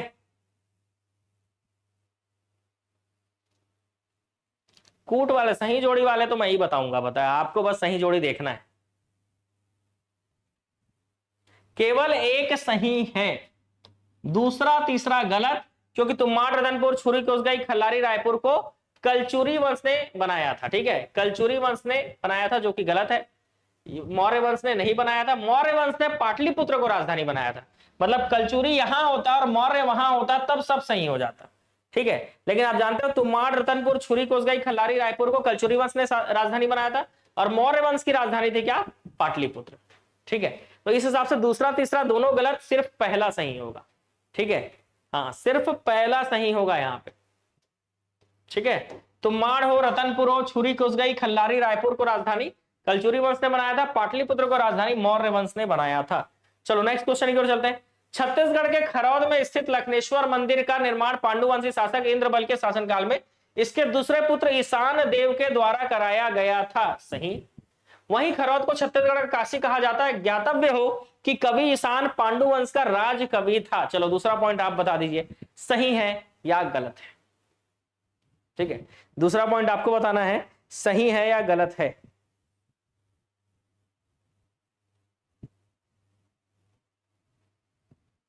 सही है, ओके, दोनों ही पॉइंट यहां पे सही है। अगर आप छत्तीसगढ़ का इतिहास पढ़े हो तो ये आंसर लेने में बहुत ही आसानी हो जाएगा। खरौद को छत्तीसगढ़ का काशी कहा जाता है। रतनपुर, सिलपुर, मल्हार छत्तीसगढ़ के प्राचीन कला के केंद्र थे। इसमें भी आपका क्या आ जाएगा, दोनों ही सही है, क्योंकि ये भी आसान प्रश्न है। चलो नेक्स्ट क्वेश्चन।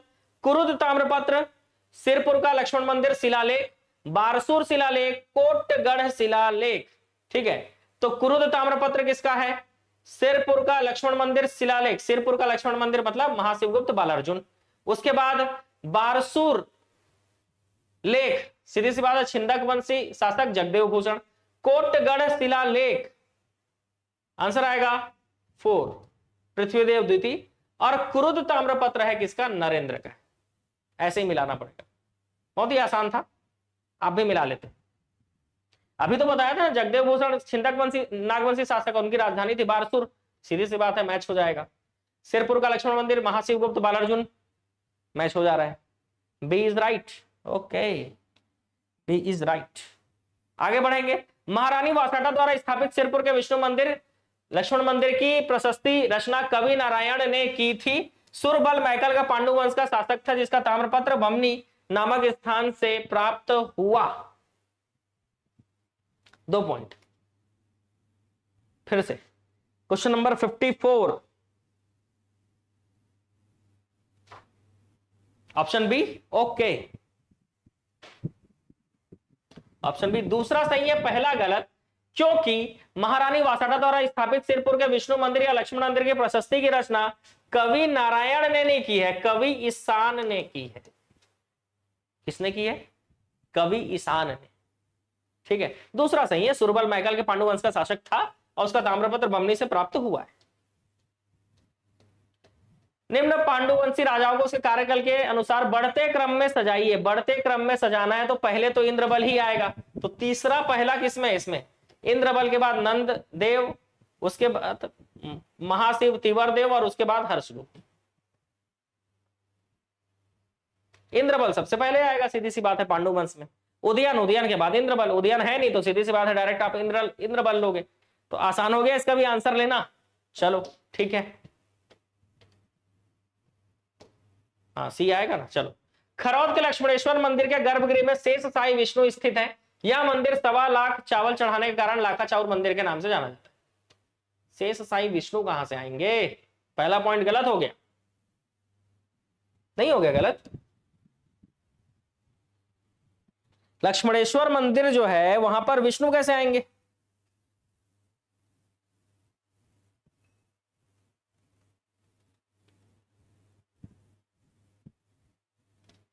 है ना भाई।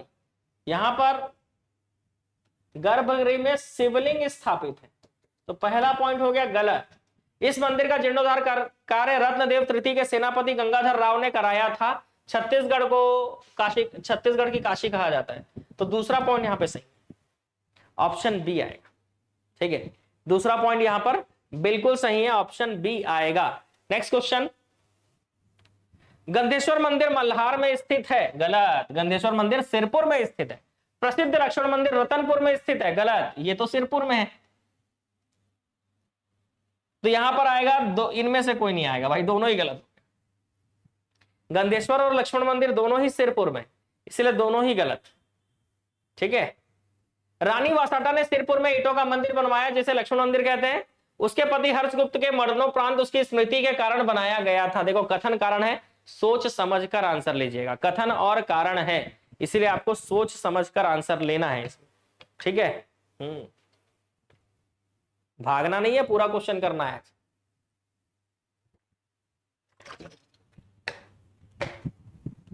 जो सोया वो खोया, जो नहीं, सॉरी, सोया नहीं, जो भागा वो गया। कथन कारण दोनों ही सही है, और कारण जो है वो कथन की सही व्याख्या कर रहा है। कथन कारण दोनों ही सही है और ये दोनों सही व्याख्या कर रहा है, बिल्कुल सही। चलो नेक्स्ट क्वेश्चन, सही जोड़िए, आप भी जल्दी जल्दी मिलाओ, मैं भी जल्दी जल्दी मिलाता हूं। ठीक है, देवरानी जेठानी मंदिर आप जानते हो, सरभपुरी वंश। मड़वा महल, फड़ी नागवंश। खरौद मंदिर, पांडु वंश। सिद्धेश्वर मंदिर पलारी, कलचुरी, कलचुरी कालीन सिद्धेश्वर शिव मंदिर पलारी। मैच कर लिए, ठीक है। सिरपुर के पांडु वंश के प्रथम शासक इंद्रबल हैं। सिरपुर के पांडु वंश के संस्थापक उदयन माने जाते हैं। दोनों ही गलत हो गया। क्यों दोनों गलत हो गया?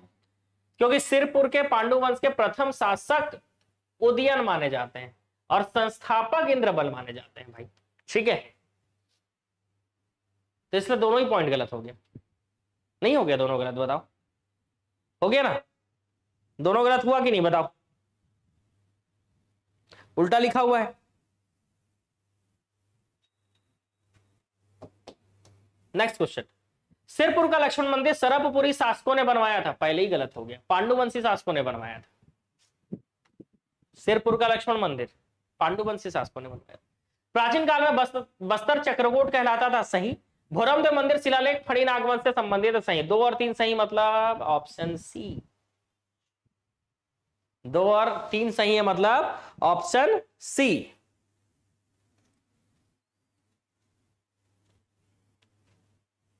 चलो अगले क्वेश्चन की ओर चले।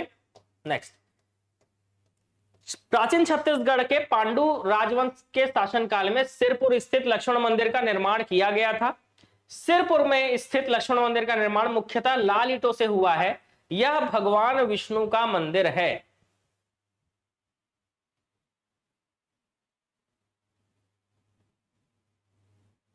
जल्दी।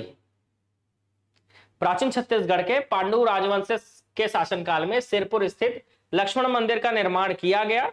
सिरपुर में स्थित लक्ष्मण मंदिर का निर्माण मुख्यतः लाल ईंटों से हुआ है। यह भगवान विष्णु का मंदिर है। क्वेश्चन नंबर 62, ऑप्शन सी बता रहे हो? बिल्कुल, दोनों ही यहां पर क्या है? सही है। दोनों आपका क्या हो जाएगा? सही हो जाएगा। नेक्स्ट, छत्तीसगढ़ के इतिहास में 2 शासकों ने सकल कोसलाधिपति की उपाधि धारण की थी। पांडुवंशी शासक महाशिव तिवारदेव, कलचुरी शासक पृथ्वीदेव प्रथम। आपको बताना है क्या सही। वैसे भी छत्तीसगढ़ के इतिहास में 2 शासकों ने सकल कोसलाधिपति मतलब कितने गांव का स्वामी, जरा कमेंट करके बताना। सकल कोसलाधिपति मतलब कितने गांव के स्वामी को सकल कोसलाधिपति कहा जाता था? क्या बात है, आप लोग बिल्कुल सही आंसर ले रहे हो, दोनों ही सही।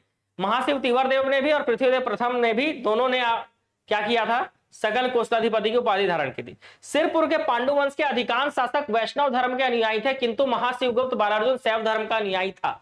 क्या ये सही है? महाशिवगुप्त बालार्जुन एक धार्मिक सहिष्णु शासक था। क्या बात है। 10,000 गांव का स्वामी, 21,000 गांव का स्वामी। उल्टा पुल्टा काहे बोल रहे हो भाई? सही कमेंट करके बताओ। सही, बिल्कुल दोनों सही है ना? धार्मिक सहिष्णु था और शैव धर्म का अनुयायी था। भले महाशिवगुप्त बालार्जुन के शासनकाल में सभी धर्मों ने स्वतंत्र पूर्वक निम्नलिखित विकास किया। भगवान विष्णु के लक्ष्मण मंदिर का निर्माण कार्य पूर्ण हुआ। चीनी यात्री वेनसांग 639 एडी में ईस्वी में सिरपुर आया। गंधेश्वर महादेव का मंदिर निर्माण कार्य पूरा हुआ। सिरपुर में अनेक बौद्ध विहार का निर्माण कराया गया। अब बालार्जुन के बारे में पढ़े हो तो इसका आंसर बिल्कुल सटीक और सही ले पाओगे आप, बिल्कुल सटीक और सही आंसर आप मार पाओगे, बिल्कुल सटीक और सही। 21,000 गांव का स्वामी ना। Answer D, very good. चारों ही पॉइंट यहां पर सही है, सारे महाशिवगुप्त बालार्जुन से संबंधित है, सारे सही हैं। और समुद्रगुप्त की प्रयाग प्रशस्ति में उल्लेख है कि उसने कौशल के राजा महेंद्र को पराजित किया था, बिल्कुल सही। सरवपुरी वंश के राजा प्रसन्नमात्र ने प्रसन्नपुर नगर की स्थापना की थी, सही है। सोमवंशी राजा महाशिवगुप्त बालार्जुन ने सिरपुर के अनेक बौद्ध विहार का निर्माण करवाया, बिल्कुल सही। क्या बात है, अभी बिल्कुल आसान जा रहा है, नहीं सबके सब सही हो जा रहा है, वाह। नेक्स्ट क्वेश्चन, उस विदेशी यात्री का नाम बताइए जो 7वीं शताब्दी में छत्तीसगढ़ आया था। कौन आया था भाई? वेनसोंग आया था। वेनसोंग 7वीं शताब्दी में छत्तीसगढ़ आया था, वेनसोंग। सही कथन का चयन करना है। चीनी यात्री वेनसोंग ने सिरपुर की यात्रा 7वीं सदी में की। चंद्रगुप्त शासक के समय वेनसोंग सिरपुर आया था, चंद्रगुप्त के समय थोड़ी ना आया था, महाशिवगुप्त बालार्जुन के समय आया था। चीनी यात्री वेनसोंग ने छत्तीसगढ़ के मल्हार की यात्रा की थी। चीनी यात्री वेनसोंग ने अपनी पुस्तक सीयूकी में छत्तीसगढ़ को किया सलो नाम से वर्णित किया। 1, 3, 4 सही है, मतलब ऑप्शन सी। दूसरा गलत हो जाएगा क्योंकि महाशिवगुप्त बालार्जुन के समय आया था, होगा ना, आप खुद पढ़कर देख लो, आप इसके बारे में तो पढ़े ही होगे, है ना, छत्तीसगढ़ का इतिहास पढ़े हो तो पांडु वंश में महाशिवगुप्त बालार्जुन एक इंपॉर्टेंट टॉपिक है, इससे क्वेश्चन आता है, आपको उसको अच्छे से पढ़कर जाना चाहिए, ठीक है। चलो नेक्स्ट क्वेश्चन, कलिंग के सोमवंश का संस्थापक शिवगुप्त था। मारंजमूर शिलालेख शासक ययाति शिवगुप्त का है। सोमवंश के शासकों ने त्रिकलिंगाधिपति की उपाधि धारण की थी। सोमवंश के शासक स्वयं को कलिंग, कौशल और उत्कल का अधिपति मानते थे। तो यहां पर फिर से 4 पॉइंट है, हो सकता है आपका ऑप्शन डी यहां पर सही हो जाए, तब तो मजा ही आ जाएगा।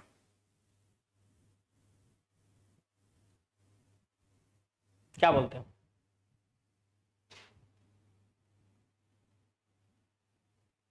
चंद्रगुप्त द्वितीय के समय फाहियान आया था। इंडियन हिस्ट्री स्ट्रांग है मतलब आपका।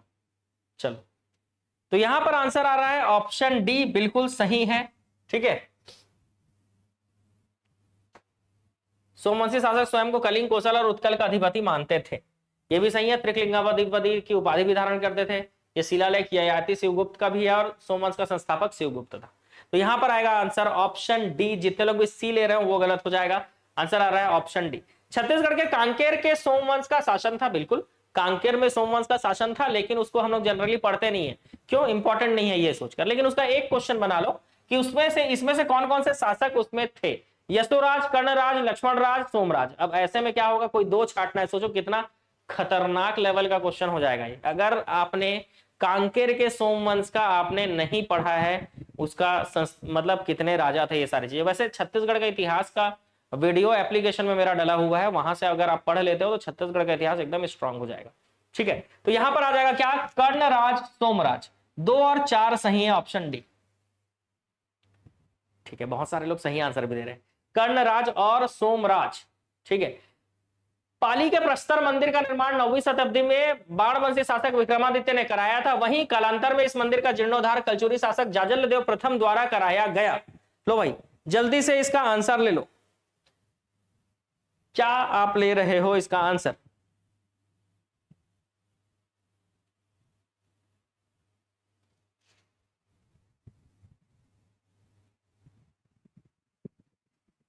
जल्दी जल्दी, ऑप्शन ए, ओके। पाली के प्रस्तर मंदिर का निर्माण 9वीं शताब्दी में बाणवंशी शासक विक्रमादित्य ने कराया था। वहीं कालांतर में इस मंदिर का जीर्णोद्धार कलचुरी शासक जाजलदेव द्वारा कराया गया। कथन और कारण दोनों ही सही है, स्पष्ट भी कर रहा है। छत्तीसगढ़ के राजा विक्रमादित्य नलवंश से संबंधित थे, गलत, वो बाणवंश से थे। बाणवंश के शिलालेखों में विक्रमादित्य का उल्लेख जगपाल नाम से मिलता है, गलत, जयमेरु नाम से मिलता है। तो दोनों ही गलत हो गया। क्यों भाई? क्योंकि पहली बात तो ये बाणवंश से थे और दूसरा जयमेरु के नाम से मिलता है। तो तो दोनों ही पॉइंट यहां पर क्या हो जाएगा, गलत हो जाएगा। मध्यकालीन छत्तीसगढ़ का इतिहास आ गया। प्राचीन खत्म करने के बाद अब हम चल रहे हैं मध्यकालीन की ओर। क्या कहना है आप सभी का बताओ? पढ़ेंगे मध्यकालीन, कंप्लीट करेंगे अभी। आज काल करे सो आज कर, आज करे सो अब। ठीक है, काल करे सो आज कर, आज करे सो अब। बता दो भाई।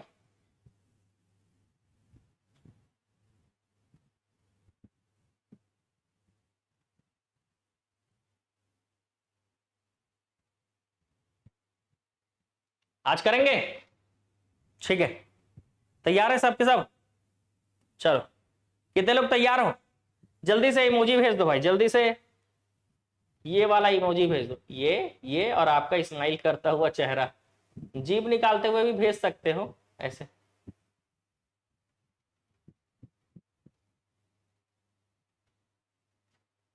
टाइम लगेगा लेकिन मध्यकालीन में पहले ही बता दे रहा हूं, है ना, भागना नहीं है।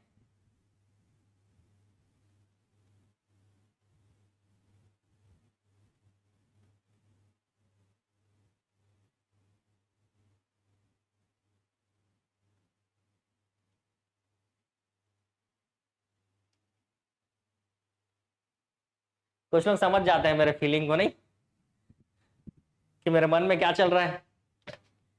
फ्री के पावो तब मरत ले खावो, ये है छत्तीसगढ़ का पता फेमस डायलॉग नहीं है?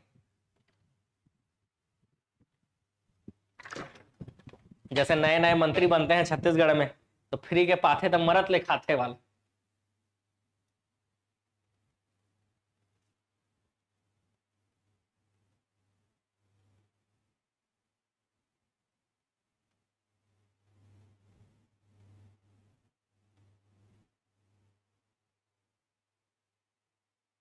ठीक है, सबके सब जो है कमेंट करेंगे और जय माता दी कमेंट करेंगे, तभी ये क्लास आगे बढ़ेगा। सबके सब जल्दी से टाइप करो भाई।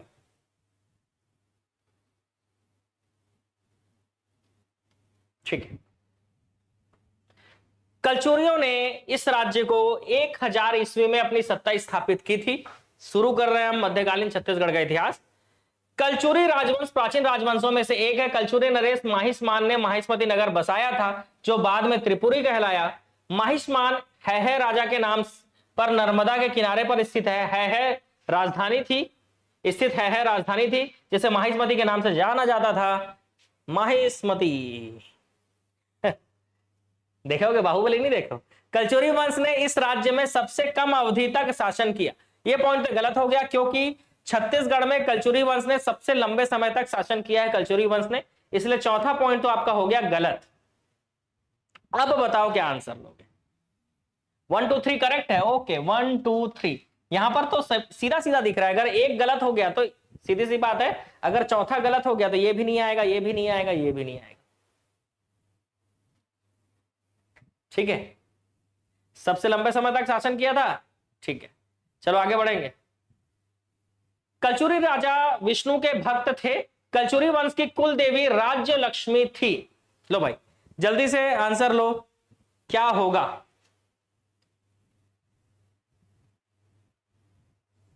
कलचुरी राजा विष्णु के भक्त थे। कलचुरी वंश की कुल देवी राज्य लक्ष्मी थी।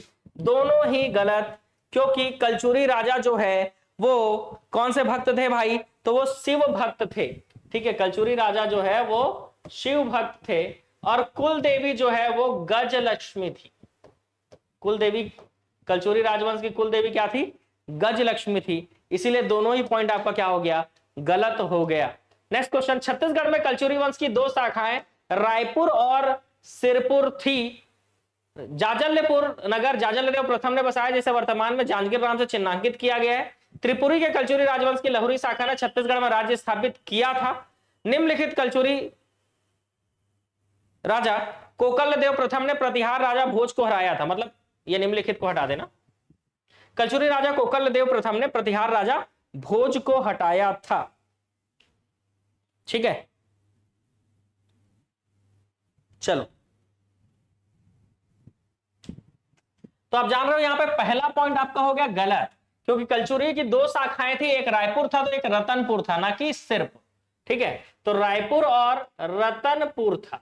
ठीक है, जाजलपुर नगर जाजल देव प्रथम ने बसाया था, जिसको जांजगीर कहते हैं, बिल्कुल सही। त्रिपुरी के कलचुरी राजवंश के लहरी शाखा ने छत्तीसगढ़ में राज्य स्थापित किया था, बिल्कुल सही है। और चौथा भी सही है, कोकल देव प्रथम ने प्रतिहार राजा भोज को हराया था। तो यहीं पर 2, 3, 4 सही हो रहा है। तो आंसर क्या लोगे आप? आंसर लोगे ऑप्शन बी। ठीक है, आंसर क्या लोगे? Option B. 2, 3, 4 सही है। ठीक है, रतनपुर रायपुर में शाखा थी। आज के छत्तीसगढ़ क्षेत्र पर 11वीं शताब्दी में एक शक्तिशाली राजपूत परिवार का शासन था, जिन्होंने खुद को चालुक्य वंश कहा। 13वीं शताब्दी के दौरान है वंश राजवंश के छत्तीसगढ़ पर शासन किया। कोकल 840 से 810 ईस्वी के दौरान कलचुरी वंश के अंतर्गत रतनपुर शाखा के पहले शासक थे। चलो भाई, तो यहां पर 1, 2, 3 तीनों ही पॉइंट में आपको देखना है कि क्या आंसर आएगा।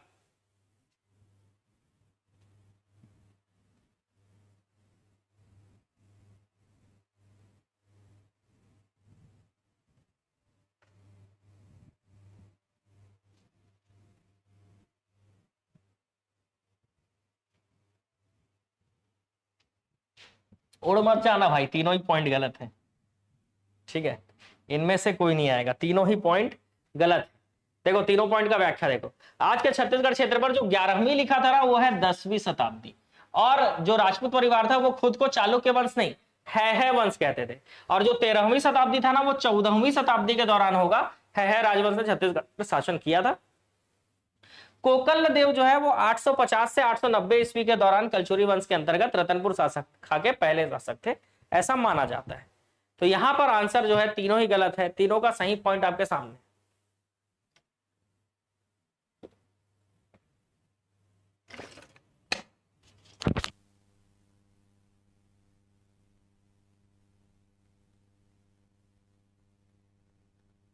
लो भाई, अगले प्रश्न का उत्तर दो जल्दी से।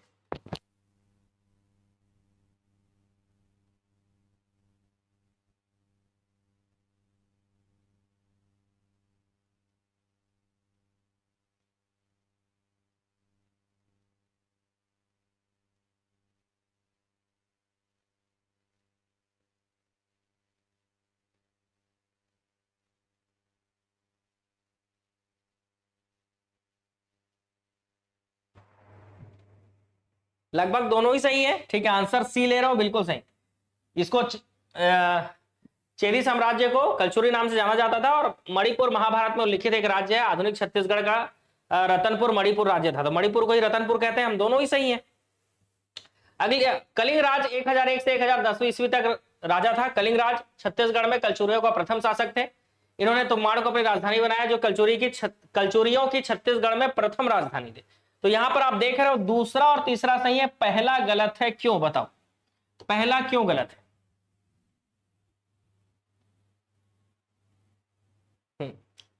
जल्दी से कमेंट करके बता दो भाई, पहला क्यों गलत है? तो पहला इसलिए गलत है क्योंकि 1000 से 1020 ईस्वी तक वो शासक थे। 1000 से 1020 ईस्वी। ठीक है, तो पहला क्यों गलत है, समझ में आ गया। चलो अगला क्वेश्चन, 1000 से 1020 ईस्वी। तुम्बाड़ राजधानी से कलिंग राज, कमल राज और रत्नदेव प्रथम ने छत्तीसगढ़ पर शासन किया। रत्नदेव प्रथम ने अपनी राजधानी तुम्बाड़ से रतनपुर स्थानांतरित कर दी। रत्नदेव प्रथम तुम्बाड़ से शासन करने वाला अंतिम शासक था। तीनों ही पॉइंट सही है। रतनपुर की स्थापना अन्नम देव ने की, ये गलत। 1, 2, 3 सही। रतनपुर की स्थापना जो है वो रत्नदेव प्रथम ने की थी। तो यहां पर भी आपको दिख रहा है, चौथा गलत है। ठीक है, चलो आगे। रतनपुर की स्थापना रत्नदेव या रत्नराज है ना, उसी को रत्नराज भी कहते हैं। कलचुरियों की कौन सी राजधानी थी? तो हमारे यहां तुम्बाड़ कलचुरियों की प्रारंभिक राजधानी थी। रतनपुर भी था, पाली नहीं रहा क्योंकि पाली बाणवंशी शासकों की राजधानी थी। और रायपुर, तो तुम्बाड़, रतनपुर और Raipur, A B D. Answer आएगा ऑप्शन ए बी डी, मतलब ऑप्शन डी। ठीक है, इसका आंसर क्या आएगा आपका? Option D. Next question, Tumbad राजधानी से कलचुरियों ने कौन कौन से कलचुरी शासकों ने शासन किया? तो कलिंग राज और कमल राज और रत्नदेव प्रथम। प्रतापमल ने नहीं किया है और रत्नराज ने भी नहीं किया। रत्नदेव प्रथम ने शासन किया, इसीलिए ए और बी आएगा आंसर। ऑप्शन ए आएगा। देखो भाई, इसका आंसर क्या आएगा? ऑप्शन ए। ठीक है, चलो नेक्स्ट क्वेश्चन। आपके सामने सही जोड़ी मिला लो। सतयुग हो, त्रेता युग हो, द्वापर युग हो या कलचुरी काल हो। देखो कलचुरी से क मिला दो, कलचुरी काल में कुबेरपुर कहा जाता था, ठीक है, क से क मिला दोगे तो बन जाएगा।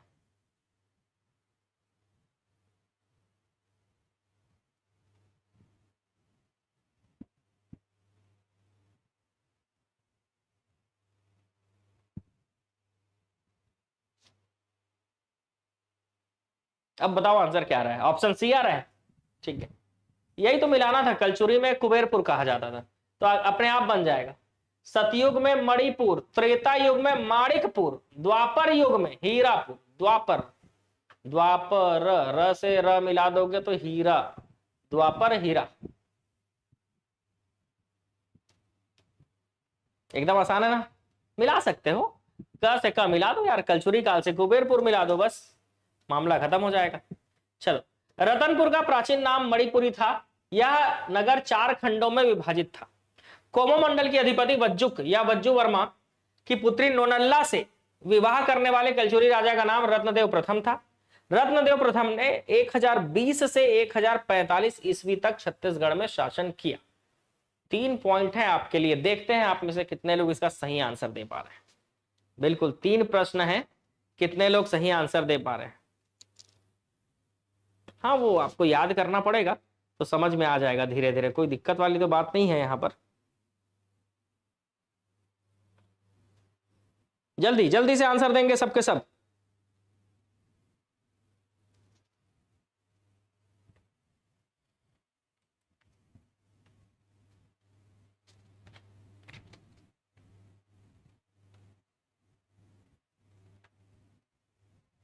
सी गलत, इसका आंसर आएगा बी, केवल 2 सही है। पहला इसलिए गलत क्योंकि ये नगर 4 नहीं 5 खंडों में विभाजित था। ये भी गलत क्योंकि ये कमल राज का शासनकाल है। रत्नदेव प्रथम का शासनकाल था 1045 से 65, 1045 से 1065। केवल 2 सही है। पहला और तीसरा यहां पर आपका क्या हो जा रहा है, पहला हो तीसरा हो, ये दोनों ही आपका क्या हो जा रहा है भाई, गलत हो जा रहा है, पहला और तीसरा। ठीक है, जो 5 खंड थे ना, रतनपुर जो 5 खंडों में विभाजित था, उसको क्या कहा जाता था, तुमन खोल, नल खोल, देवी खोल, गैरम खोल, वराह खोल, ऐसे 5 खंडों में विभाजित था रतनपुर। और रत्नदेव प्रथम का शासनकाल 1045 से 1065 था।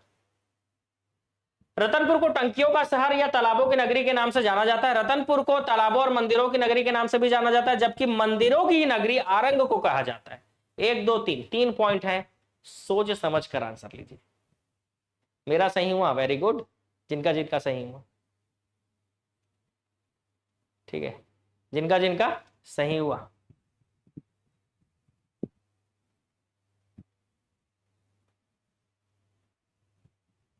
चलो जल्दी से बता दो भाई। रतनपुर को टंकियों या तालाबों की नगरी के नाम से जाना जाता है। रतनपुर को तालाबों या मंदिरों की नगरी के नाम से जाना जाता है, जबकि मंदिरों की नगरी आरंग को कहा जाता है।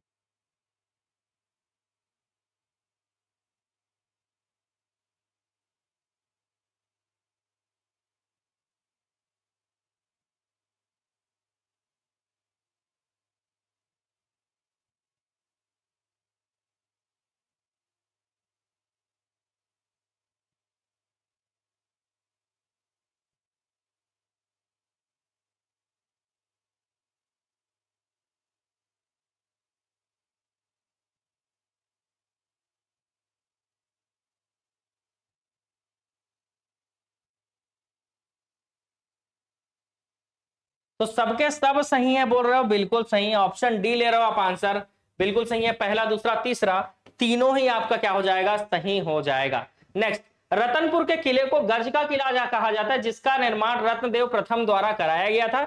इस किले में रावण की ऐसी मूर्ति स्थित है जिसमें वह शिव जी की पूजा कर रहे हैं। तो ये पॉइंट तो गलत हो गया भाई, क्यों, क्योंकि रावण की ऐसी मूर्ति है जिसमें वो अपना सिर काट रहा है। तो दूसरा पॉइंट गलत हो गया। पहला पॉइंट आप देख लो कि सही है या गलत है।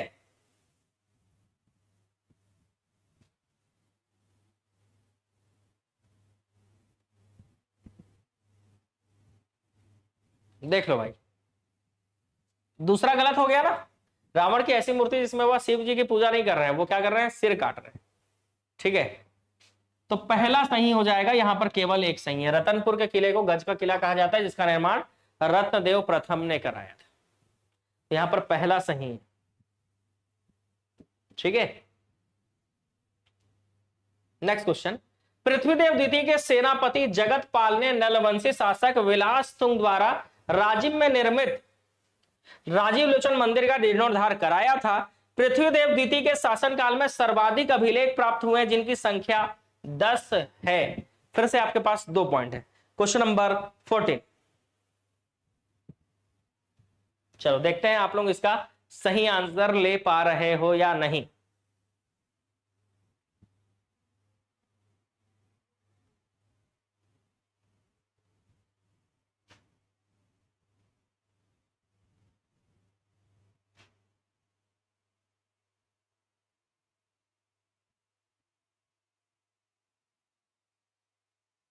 ऑप्शन सी, दोनों सही हैं, गलत, केवल एक सही है।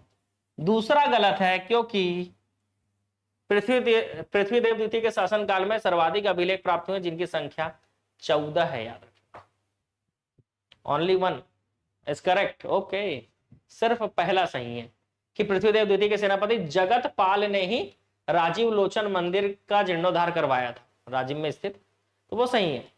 लेकिन दूसरा गलत हो जाएगा क्योंकि अभिलेख जो मिले हैं वो टोटल 14 है।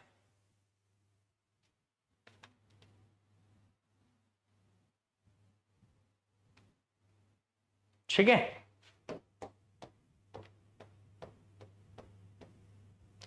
रतनपुर के कलचुरी शासक पृथ्वीदेव प्रथम के संदर्भ में निम्नलिखित में से कौन सा कथन सही है।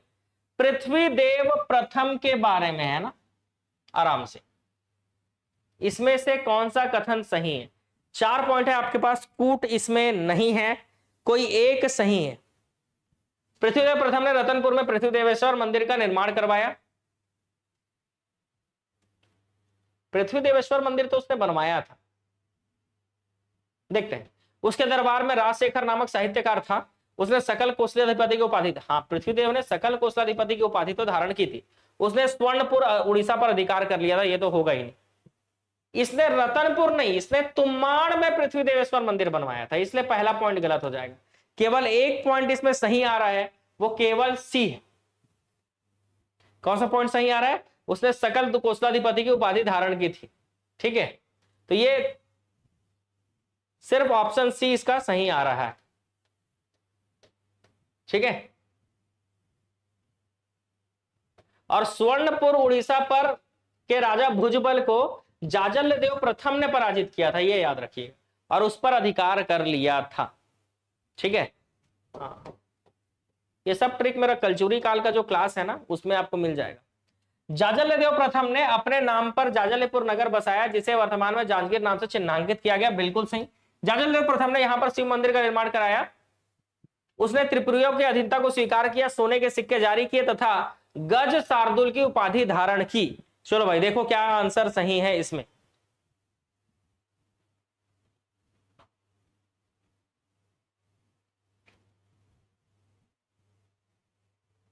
पहला तो सही है, अब उसके साथ दूसरा या तीसरा में कोई सही लग रहा हो आपको।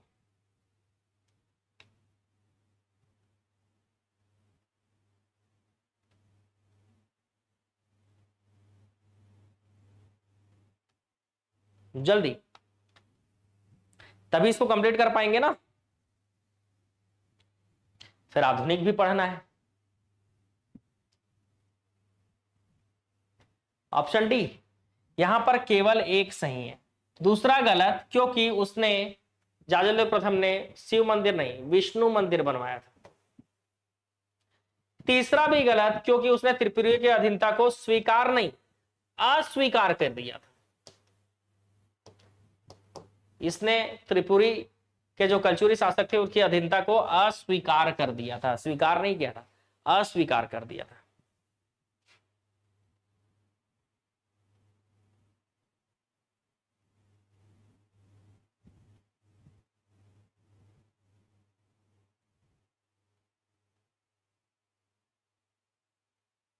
हाँ वही विष्णु मंदिर जिसको अधूरा है, जिसका शिखर नकटा बोलते हैं।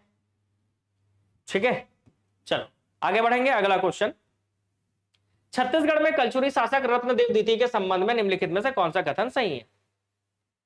यहां पर क्वेश्चन अब आया है आपका रत्नदेव द्वितीय, सोच समझ कर आंसर लेंगे। 4 पॉइंट है, देखते हैं आप लोग कितना सही कर पा रहे हैं। त्रिपुरी नरेश गया कर्ण के आक्रमण को विफल किया। उड़ीसा के गंगवंशी शासक अनंत वर्मन चोडगंग को शिवनारायण के समीप पराजित किया। बंगाल के गौड़ राजाओं को पराजित किया। भंज राजाओं की राजधानी खिज्जी पर आक्रमण करके वहां के राजा हरवोहू को पराजित किया। ये चारों ही पॉइंट हम किस में पढ़ते हैं? रत्नदेव द्वितीय के में पढ़ते हैं, तो आंसर आएगा ऑप्शन डी। अगर आप क्लियर वे में पढ़े हुए हो कलचुरी काल को, ये क्वेश्चन का आंसर लेना आपके लिए बहुत आसान है।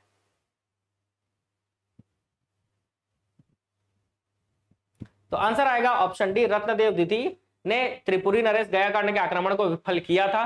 उड़ीसा के गंगवंशी शासक अनंत वर्मन चोडगंग को शिवनारायण के समीप पराजित किया था।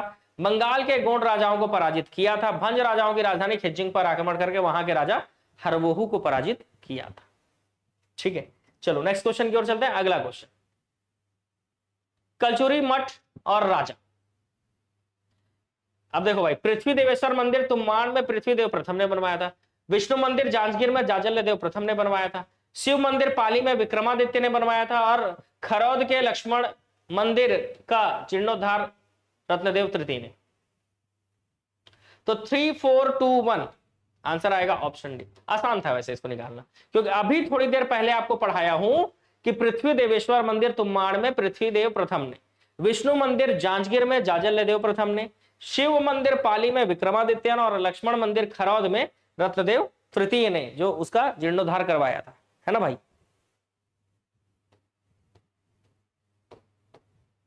जाजल्य देव प्रथम ने त्रिपुरी के शासक जय सिंह को पराजित किया और उसके राज्य पर आक्रमण किया। तो पराजित किया मतलब जिसने उसके राज्य पर आक्रमण किया था, यह भी हो सकता है।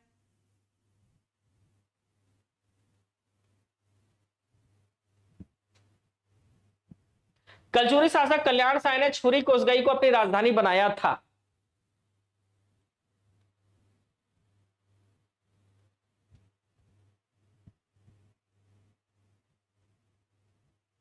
देखो भाई, दूसरा तो पहले ही गलत हो जाएगा, क्योंकि छुरी कोसगई को आप जानते हो राजधानी किसने बनाया था? तो छुरी कोसगई को राजधानी बहारेंद्र साय ने बनाया था, पढ़े हो आप लोग, तो दूसरा गलत हो जाएगा। जाजल्य देव प्रथम ने त्रिपुरी के राजा, देखो जाजल्य से ज तो मिलाते हैं हम, तो सही तो होना चाहिए, लेकिन ये पॉइंट गलत क्यों है मैं बता देता हूं आपको। क्योंकि ये जाजल्य देव प्रथम ने नहीं, जाजल्य देव प्रथम नहीं भाई, द्वितीय ने त्रिपुरी के शासक जयसिंह को पराजित किया था। एकदम बारीकी से आपको पढ़ना होगा, बताएं, तब जाकर आप इसको आंसर ले पाओगे। दूसरा तो गलत हो तो आप तुरंत पकड़ लिए, बताएं, लेकिन पहला कैसे गलत हुआ? तो ये जाजल्य देव प्रथम नहीं है, जाजल्य देव द्वितीय है, इसीलिए। ठीक है, इसीलिए दोनों गलत हो गया, जाजल्य देव द्वितीय ने किया था। मुगल बादशाह जहांगीर की आत्मकथा तुजुके जहांगीरी है, जिसमें छत्तीसगढ़ के कलचुरी शासकों का उल्लेख मिलता है। उसके अनुसार कलचुरी शासक कल्याण साय ने 8 वर्ष मुगल दरबार में, जहांगीर के दरबार में बिताए थे। अब बताओ भाई, इसका आंसर वैसे आप ले सकते हो, कोई टफ काम नहीं होगा इसका आंसर लेना।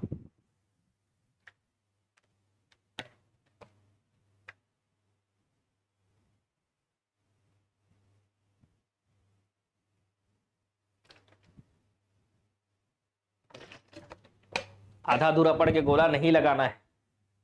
चलो जल्दी, क्या लोगे आंसर? क्या लग रहा है?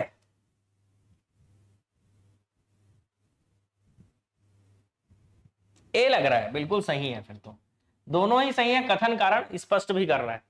ठीक है, दोनों सही है और आंसर बिल्कुल सही है आपका, जो आप लोग ए बता रहे हो। चलो, राजस्व की जमाबंदी प्रणाली कल्याण साय ने शुरू किया था। गोपल्ला गीत छत्तीसगढ़ के सोमवंश के इतिहास से संबंधित है। कथन सही, कारण गलत, क्यों? कथन सही है, कारण गलत है। क्यों? क्योंकि गोपल्ला गीत छत्तीसगढ़ के सोमवंश नहीं, कलचुरी वंश के इतिहास से संबंधित है, इसीलिए कथन सही हो गया। कारण क्लियर दिख रहा है कि गोपल्ला गीत जो है वो कलचुरी वंश के इतिहास से संबंधित है, इसीलिए ये वाला पॉइंट आपका क्या हो गया, गलत हो गया। कथन सही है लेकिन कारण गलत है। ठीक है,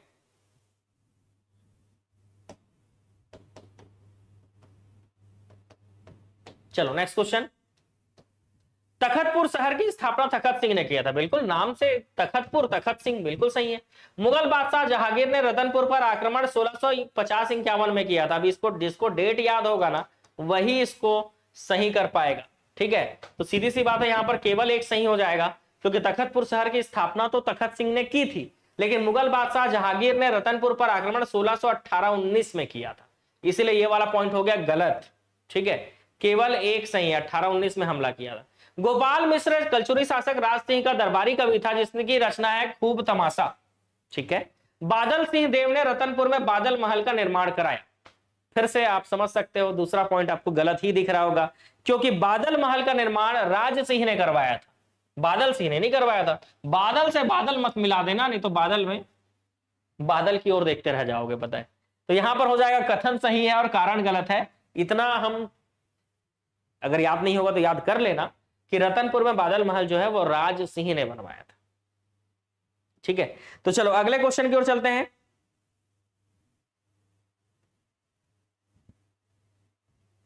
रघुनाथ सिंह का कार्यकाल 1715 से 1742 ईस्वी था। अंतिम स्वतंत्र कलचुरी शासक कल्याण साय था, उसके बाद तो वो टैक्स देता था। तो ये तो सही है, केवल दो, पहला गलत हो जाएगा, दूसरा सही है। अंतिम स्वतंत्र शासक कलचुरी शासक कल्याण साय था, लेकिन रघुनाथ सिंह का कार्यकाल 1715 से 42 थोड़ी ना था भाई। रघुनाथ सिंह का कार्यकाल 1732 से 45 था, इसको भी याद रखना। रघुनाथ सिंह का कार्यकाल जो है वो 1732 से 45 था। झटका के ऊपर झटका मिल रहा है। सन 1741 में रतनपुर राज्य का कलचुरी शासक रघुनाथ सिंह था, जो अपने पुत्र की मृत्यु से अत्यंत दुखी था और राजकीय कार्यों पर ध्यान नहीं देता था, ऐसा हम भी पढ़े हैं। सन 1741 में भोसला शासक रघुजी प्रथम के सेनापति भास्कर पंत ने छत्तीसगढ़ पर आक्रमण किया और कलचुरियों ने मराठों से युद्ध किए बिना ही आत्मसमर्पण कर दिया था।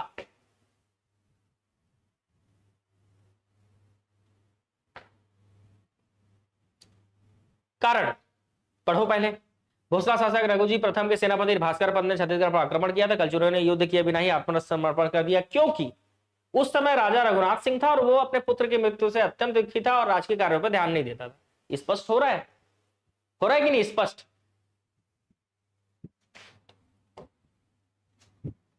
ठीक है, पुत्र की मृत्यु से दुखी था भाई। हाँ, केबीसी लेवल का क्वेश्चन है। हाँ बिल्कुल, तो यहां पर कथन कारण सत्य है, स्पष्ट भी हो रहा है। चलो भाई फिर से आ गया इस बार, लेकिन मैं आपको सही जोड़ी मिलाने का समय दूंगा, बिल्कुल कि आप सही जोड़ी मिलाइए और बताइए आंसर क्या होगा। क्वेश्चन नंबर 26,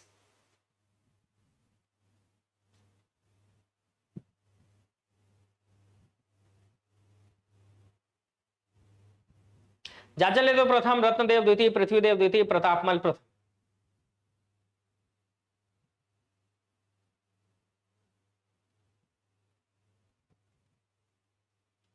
ऑप्शन बी पहले का 2,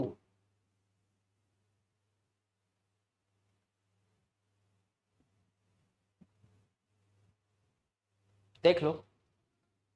इसके लिए तो डेट याद होना जरूरी है, तब तो बना पाओगे, है ना। डेट याद होना जरूरी है।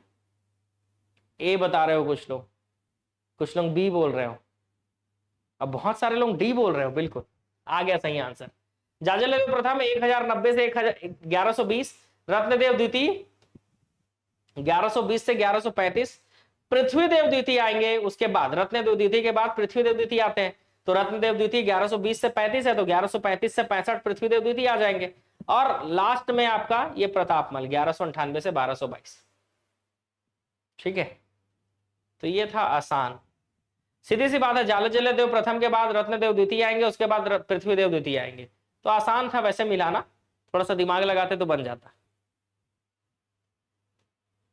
जाजल्य देव द्वितीय पहले आएगा? नहीं भाई, यहां पे जाजल्य देव प्रथम लिखा है। चलो आगे बढ़ेंगे। इसमें से किसने रतनपुर राज्य से शासन किया? जाजल्य देव प्रथम, पृथ्वीदेव प्रथम, प्रतापमल, रत्नदेव द्वितीय। क्रम निर्धारित करना है। देखो भाई, क्रम जमाना है इसमें, तो आरपीजे पढ़ते हो आप, रत्नदेव, पृथ्वीदेव, जाजल्यदेव, चाहे 1 हो चाहे 2 हो, ऐसी पढ़ते हो, है ना भाई? तो इस हिसाब से क्वेश्चन नंबर 27 का आंसर क्या लोगे?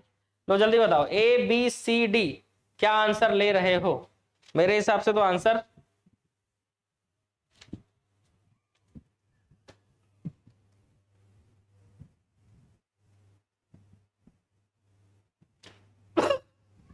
प्रथम वाला तो पहले ही आएगा,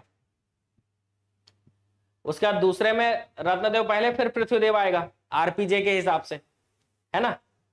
तो 1 4 2 के बाद 3 आना चाहिए, ऑप्शन डी। इतने सारे लोग आंसर दे चुके। हाँ, अच्छी बात है भाई, मेरे से पहले आंसर दे रहे हो, ये बहुत अच्छी बात है। खैर मुझे तो समझाना भी होता है, टाइम तो लगेगा। चलो भाई अगले प्रश्न की ओर चलते हैं। नेक्स्ट क्वेश्चन हमारा क्या बोलता है? सही जोड़ी मिलाइए। बहुत बड़ा सही जोड़ी है ये, तो थोड़ा छोटा कर देते हैं ताकि आप सबको दिखे कि सही जोड़ी मिलाना है आप सभी को। मिला दो भाई सही जोड़ी। कमलराज जाजल्यदेव प्रथम, रत्नदेव द्वितीय, जाजल्यदेव द्वितीय। देखो, द्वितीय ने जैसी के आक्रमण को विफल किया था, अभी पढ़े थे हम, जाजल्यदेव द्वितीय, है ना? और अनंत वर्मन चोटगंग को पराजित किसने किया था? रत्नदेव द्वितीय ने। चक्रवोट के राजा सोमेश्वर को पराजित करके बंदी बना लिया था जाजल्यदेव प्रथम ने। तो सीधी सी बात है, बस कमलराज बचा। कमलराज मतलब उत्कल पर आक्रमण। 4 1 2 3, आसान था, आप लोग भी आंसर ले लिए, क्या बात है, आसान था ये भी, है ना? उतना टफ नहीं रहा, आसान था। ठीक है, ऑप्शन डी। चलो अगला क्वेश्चन। कलचुरी वंश के निम्नलिखित शासकों ने छत्तीसगढ़ पर शासन किया। इसमें से कौन कौन ने छत्तीसगढ़ पर शासन किया? क्रम जमाना है फिर, तो सीधी सी बात है, पहले तो कमलराज ही आएंगे, है ना? और 3 पहले आएगा, तो 3 के बाद 2, 2 के बाद 1, 1 के बाद 4, क्योंकि कलिंगराज कमलराज, उसके बाद तो रत्नराज आएगा ना। तो कलिंगराज तो लिखा नहीं है, तो कमलराज, कमलराज के बाद रत्नदेव, रत्नदेव के बाद पृथ्वीदेव नहीं है, तो उसके बाद जाजल्यदेव, फिर आगे जो भी जगदेव तो लास्ट बाद में आएंगे मतलब। तो आंसर आएगा इसका ऑप्शन सी। ठीक है, आंसर बताते चल रहा है भाई। देखो, जगदेव रत्नराज प्रथम, देखो रत्नदेव प्रथम के बारे में हम पढ़ चुके हैं 1045 से 65। उसके पहले कमलराज थे 1020 से 45, ठीक है? और उसके बाद जाजल्यदेव प्रथम आएंगे, तो सीधी सी बात है 65 से 90 के बाद ये आएंगे 1090 से 1020, तो जगदेव प्रथम आ जाएंगे इस समय। ऐसे मिलाओगे आप भी, मतलब 3 4 2 1, ऑप्शन डी आ रहा है। देखो आप लोग कोई आंसर नहीं दे पाया, क्या बात है? सी बता रहे हो आप आंसर? 4 आ रहा है, अच्छा पहले आ रहा है 3, ठीक तो है, पहले 3 आ रहा है, 3 के बाद 4 आ रहा है, ऑप्शन डी तो आ रहा है जी। 3 4 2 1 सही तो है, कुछ गड़बड़ी नहीं है इसमें, एकदम सही है, डी सही है बिल्कुल।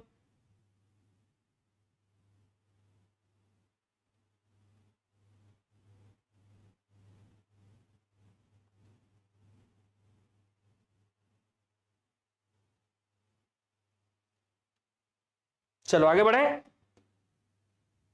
अगला क्वेश्चन। छत्तीसगढ़ में कलचुरी प्रशासन राजतंत्रात्मक था।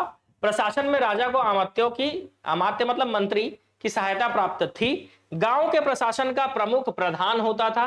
छत्तीसगढ़ गढ़ों में विभाजित था। प्रत्येक गढ़ में 85 ग्राम होते थे। नहीं, ये तो गलत दिख रहा है, सीधा आप समझ सकते हो, है ना? गढ़ों का विभाजन था, लेकिन प्रत्येक गढ़ में 84 गांव होते थे, 84। तो चौथा तो आपको डायरेक्ट गलत मिल गया। प्रशासन राजतंत्रात्मक था, अमात्यों की सत्ता भी प्राप्त थी। गांव के प्रमुख को क्या कहा जाता? अब प्रधान तो नहीं कहा जाता होगा, तो सीधी सी बात है वो तो गलत हो जाएगा। बी। ओके, पहला दूसरा सही है, तीसरा गलत है, लेकिन आपको कमेंट करके बताना है कि गांव के प्रधान को क्या कहा जाता था।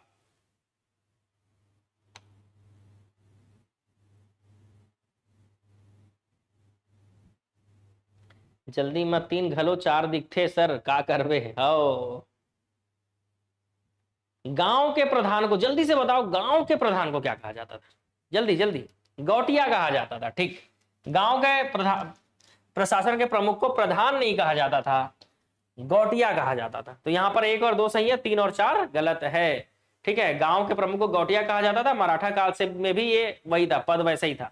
गढ़ थे, गढ़ में 84 गांव होते थे। छत्तीसगढ़ में कलचुरी प्रशासन व्यवस्था राजतंत्रात्मक थी, बिल्कुल। राजा की सहायता के लिए अमात्य होते थे। संपूर्ण कलचुरी राज्य गढ़ों में विभाजित था। तो इसका क्या आंसर लोगे आप? बिल्कुल गढ़ों में विभाजित था, और प्रत्येक गढ़ में 84 गांव होते थे। तो 1 2 3 तीनों ही सही है, आसान क्वेश्चन है। चलो भाई, हाँ इसका आंसर बताओ। दांडिक, दांडिक होगा आपका न्याय अधिकारी। महाबलाधिकृत, आप समझ रहे हो, महाबल जिसके पास, महाबल से जो अधिकृत है, थोड़ा सा संधि विच्छेद करो, समझ में आ जाएगा। महाबल से अधिकृत है, समास विग्रह करो, मुख्य सेनापति नहीं होगा। अब आया ग्रामागमिक और महाक्षपटलिक। चलो बता दो, 2 ऑप्शन तो मिल गए। ग्रामागमिक जाने आने वाला, यातायात हो सकता है, और महाक्षपटलिक है ना, लिखा देखा, पटल पर लिख रहा है, महा आंख जिसके पास है, राजस्व विभाग। तो ये हो गया आपका आंसर सही। आंसर आ रहा है ऑप्शन सी। ठीक है, आंसर क्या आ रहा है? ऑप्शन सी आएगा। चलो नेक्स्ट क्वेश्चन।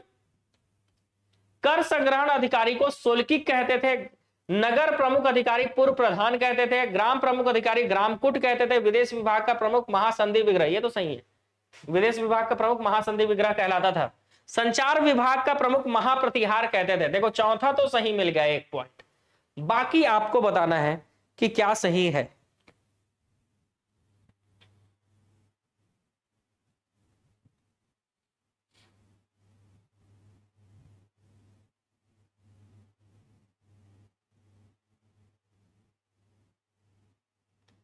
भागना नहीं है भाई, है ना।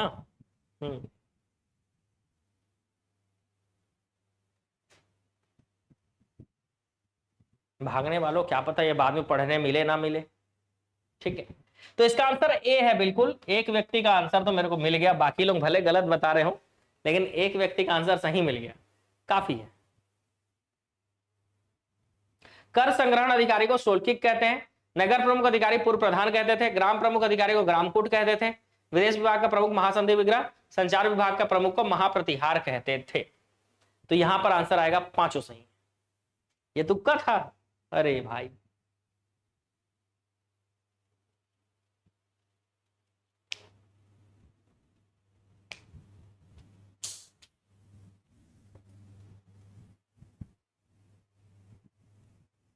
नेक्स्ट, राष्ट्र, विषय, देश, जनपद या मंडल। तो राष्ट्र में तो सीधी सी बात है राजा होगा, विषय में होगा विषयपति, देश या जनपद में, हाँ देख लो भाई, देश जनपद और मंडल, तो इसमें मांडलिक कौन होगा और महामंडलेश्वर कौन होगा। तो पहला का 4-3 तो बन गया, ठीक है, 4-3 तो बन गया, तो इससे मिला सकते हो बाकी 4-3-1-2, मतलब ये महामंडलेश्वर और मंडल में मांडलिक होगा। क्या बात है, ऑप्शन देख के ही बन गया। पूरे राष्ट्र का राजा होगा, विषय का विषयपति होगा, देश या जनपद का महामंडलेश्वर, तो मंडल का होगा मांडलिक।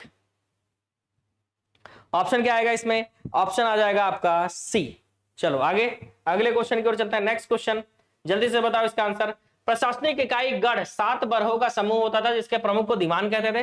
प्रशासनिक इकाई बरहा मतलब 12 गांवों का समूह होता था, जिसका प्रमुख दाऊ कहलाता था। हाँ भाई, इसमें दोनों ही पॉइंट सही है। गढ़ का प्रमुख दीवान और बरहा का प्रमुख दाऊ होता था। कैसे दाऊ? 12 गांव अंडर में है, बढ़िया कमाथस की नहीं? तो ऐसा दाऊ से पूछोगे 12 गांव अंडर में उसके। अब दीवान को, दीवान बड़ा होता है, सीधी सी बात है ना। 84 गांव है उसके अंडर में, गढ़ का प्रमुख है, दोनों ही सही है। कलचुरी शासकों ने स्थानीय प्रशासन हेतु पंचकुल नामक संस्था गठित की थी। इस संस्था में 5 से 10 सदस्य होते थे, जिसे महत्तर और सदस्य प्रमुख को महत्तम कहा जाता था। ठीक है, फिर से आपके पास कथन कारण है, देखते हैं। इसमें तो आपके आंसर का बिल्कुल इंतजार रहता है कि आप लोग इसमें आंसर सही ले रहे हो या नहीं।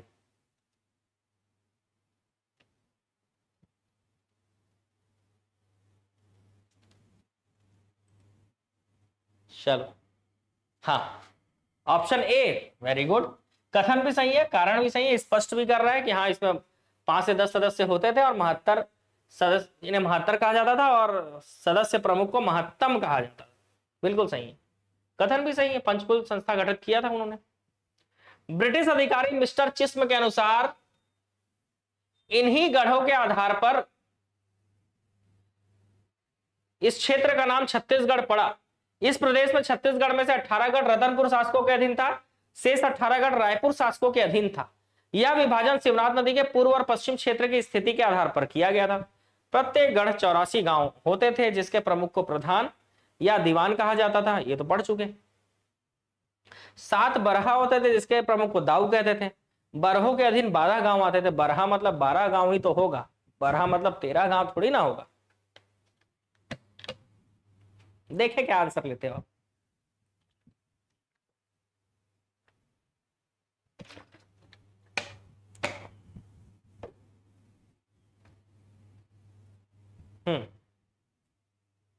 ऑप्शन डी जितने लोग ले रहे हो गलत। यहां पर एक पॉइंट आप गौर नहीं किए, पहला तो सही है, दूसरा भी सही है, चौथा भी सही है, तीसरा गलत। शिवनाथ नदी के पूर्व और पश्चिम में 18-18 गढ़ नहीं थे, उत्तर और दक्षिण में 18-18 गढ़ थे, तो पूर्व पश्चिम नहीं होगा ये, है ना। शिवनाथ नदी के ऊपर 18 गढ़ थे, शिवनाथ नदी के नीचे 18 गढ़ थे, तो कहीं ना कहीं 1, 3 और 4, 1, 2, 4 सही है, मतलब ऑप्शन बी आएगा। शिवनाथ नदी के ऊपर 18 गढ़ थे, शिवनाथ नदी के नीचे 18 गढ़ थे। ठीक है, तो 18-18 गढ़ कैसे थे ये भी जानना जरूरी है। नेक्स्ट क्वेश्चन है ना, शिवनाथ नदी के उत्तर और दक्षिण की स्थिति पे आधार 18। शिवनाथ नदी के उत्तर में स्थित गढ़ बिलासपुर, कोरबा, जांजगीर चांपा, बलौदाबाजार, बेमेतरा, मध्य प्रदेश, गौरेला, पेंड्रा, मरवाही। शिवनाथ नदी के दक्षिण में स्थित बलौदाबाजार, बेमेतरा, दुर्ग, बालोद, रायपुर, गरियाबंद, महासमुंद, धमतरी, राजनांदगांव। लो भाई, क्वेश्चन नंबर 39 बताओ।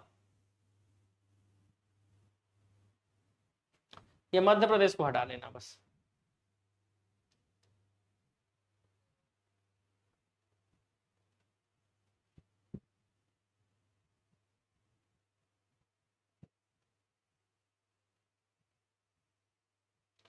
और यहां से बलौदाबाजार और बेमेतरा को हटा लेना।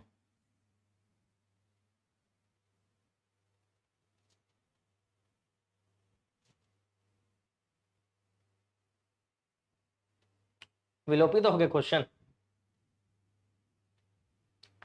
विलोपित हो गया है क्वेश्चन भाई।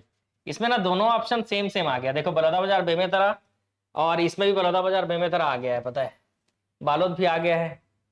ठीक है, तो ये क्वेश्चन को ना विलोपित हो गया है क्वेश्चन। ठीक है, ये क्वेश्चन में कुछ सुधार के अपलोड करूंगा, ठीक है, इस क्वेश्चन को।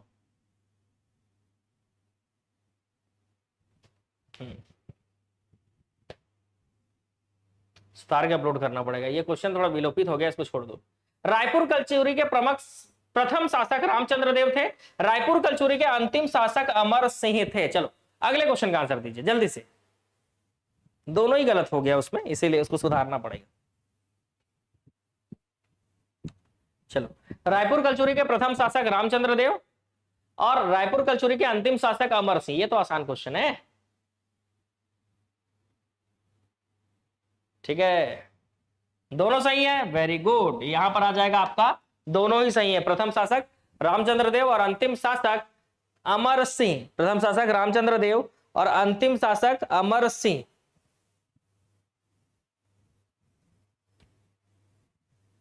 रायपुर के कलचुरी शासक शाखा से संबंधित है। देखो ये रायपुर की कलचुरी शाखा बोल रहा है ना। चामुंडा सिंह, चामुंडा, चामुंडा, उमेद सिंह, अमर सिंह तो थे ही, उमेद सिंह भी थे, चामुंडा भी से थे। मोहन सिंह नहीं, क्यों? क्योंकि मोहन सिंह जो है वो रतनपुर कलचुरी वाले होंगे ना। मोहन सिंह रतनपुर कलचुरी। तो 1, 3, 4 मतलब आंसर आएगा ऑप्शन डी।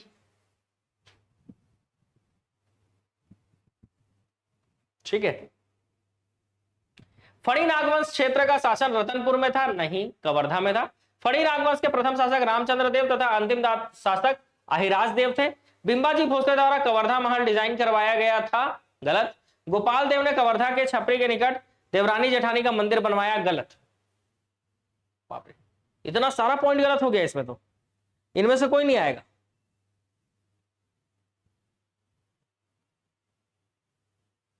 सबके सब गलत हो गए भाई, इसमें चारों ही गलत हो गए, इनमें से कोई नहीं। ये सभी मत ले लेना, सही कथन चुनने बोला था। कौन 1, 3, 4 ले रहा है? वाह, 1, 2, 3 ले रहे हो? गलत, सब गलत हो गया इसमें से, चारों ही चारों पॉइंट गलत हो गए। फणी नागवंश का शासन क्षेत्र कवर्धा था। प्रथम शासक अहिराज और अंतिम शासक मोनिंग देव थे, इसलिए वो भी गलत हो गया उसमें का, ये सही है। महाराजा धर्मराज सिंह द्वारा कवर्धा महल का डिजाइन और निर्मित किया गया था। गोपाल देव ने 1089 ईस्वी में कवर्धा के छपरी के निकट चौरा ग्राम में भोरम देव मंदिर का निर्माण कराया था, जिसको छत्तीसगढ़ का खजुराहो कहते हैं। और गोपाल देव के शासनकाल में लक्ष्मण देव राय ने करवाया था। याद रखेगा, मेरा नाम याद रखेगा भाई, है ना। लक्ष्मण देव राय ने करवाया था इस मंदिर का निर्माण, भोरम देव मंदिर। आगे लक्ष्मण मंदिर सिरपुर, वैसे मेरे नाम से बहुत सारे मंदिर है। लक्ष्मण मंदिर सिरपुर पांडुवंशी शासकों ने बनवाया। भोरम देव मंदिर फणी नागवंशी, सिरपुर छिंदक नागवंशी, शिव मंदिर पाली कलचुरी वंश। अब आप बोलोगे शिव मंदिर पाली तो बाणवंशी में बनवाया, कलचुरी वंश के शासकों ने जीर्णोद्धार करवाया था ना भाई, इसीलिए उससे जोड़ रहे हैं आप। ठीक है, समझ गए। शिव मंदिर पाली बाणवंशी शासकों ने बनवाया था, लेकिन कलचुरी वंश के शासकों ने जीर्णोद्धार करवाया था ना। बताओ किसने जीर्णोद्धार करवाया था? तो इसका आंसर आ जाएगा 4, 1, 2, 3, 4, 1, 2, 3, ऑप्शन डी। क्या जाएगा? 4, 1, 2, 3। चलो नेक्स्ट क्वेश्चन। छत्तीसगढ़ के फणी नागवंशी राजाओं का मड़वा महल मंदिर शिलालेख किस सन का है? तो आप जानते हो मड़वा महल 14वीं शताब्दी 1349 एडी। ठीक है, मड़वा महल कब बना है? 1349 एडी में बना है। चलो एक ठो क्वेश्चन तो आपका थोड़ा सा आसान टाइप का आया आपके सामने। ठीक है, 1349 एडी। चलो अगला क्वेश्चन। छिंदक नागवंशी शासकों को क्रम से जमाइए। तो नृपति भूषण तो पहले आएंगे, फिर मधुरांतक देव आएंगे, मतलब ये वाला ऑप्शन डायरेक्ट दिख रहा है आपको। नृपति भूषण, मधुरांतक देव, उसके बाद कन्हर देव, कन्हर देव के बाद कन्हर देव द्वितीय, और लास्ट में तो हरिश्चंद्र आएंगे। देखो यहीं से मिलाते बन गया, पता है कि फर्स्ट में नृपति भूषण आएंगे, दूसरे में मधुरांतक देव, और लास्ट आपके हरिश्चंद्र है ना। छिंदक नागवंशी हरिश्चंद्र जान रहे हो, इसी की बेटी चमेली देवी से विवाह करना चाहते थे अन्नम देव, लेकिन हरिश्चंद्र ने मना कर दिया, तो फिर युद्ध करना पड़ा, हरिश्चंद्र हार गए भाई। पढ़े हो ना, तो यहां से एकदम आसानी से आंसर लेते बन जा रहा है इसका। चलो अच्छा अगला क्वेश्चन। नृपति भूषण धारावर्ष, फिर मधुरांतक देव सोमेश्वर देव प्रथम, कन्हर देव प्रथम, राजभूषण सोमेश्वर देव द्वितीय, जगदेव भूषण नरसिंह देव, ये माणिक देवी का उपासक था, कन्हर देव द्वितीय, जगदेव जयसिंह देव प्रथम, और लास्ट हरिश्चंद्र अंतिम शासक था। तो ये 10 शासकों को याद रख लीजिएगा छिंदक नागवंश के लिए। भोगवतीपुरेश्वर की उपाधि कौन धारण करते थे इसमें से? अच्छा क्वेश्चन है, आसान क्वेश्चन है।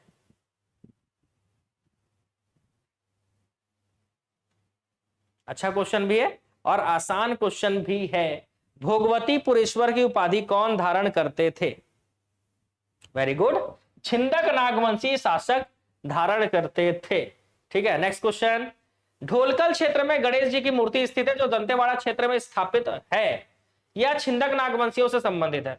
तो पढ़े हो इसके बारे में, आसान क्वेश्चन है ना। आंसर लेना भी आसान है, क्यों? क्योंकि दोनों ही पॉइंट इसमें सही है। जब दोनों ही पॉइंट सही हो तो आंसर लेना आसान हो जाता है। ठीक है, मामला तो तब फंसता है जब दोनों में से कोई एक गलत निकल जाए। बस्तर का काकती वंश या चालुक्य वंश मूलतः वारंगल से क्षेत्र से था। इस वंश के संस्थापक अन्नम देव थे। बिल्कुल, बस्तर में काकती वंश की स्थापना अन्नम देव ने की थी। जिन्होंने 1320 ईस्वी में छिंदक नागवंशी शासक हरिश्चंद्र देव को पराजित कर इस क्षेत्र में काकती वंश की नींव रखी। तो ये गलत हो जाएगा आपका। क्यों गलत होगा आप समझ सकते हो, क्योंकि डेट आप देखो, ठीक है, 1324 ईस्वी था भाई, 1320 नहीं था, क्या था, 1324 ईस्वी था, ठीक है।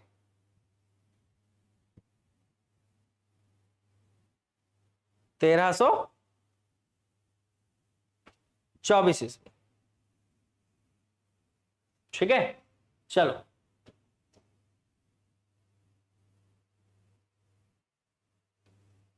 चलो आगे बढ़ेंगे। 6 अप्रैल 1778 को कोटपाड़ की संधि हुई। इस संधि के तहत मराठों के अधीन बस्तर क्षेत्र आ गया और 59,000 टकोली प्रतिवर्ष देने के लिए राजी हुआ।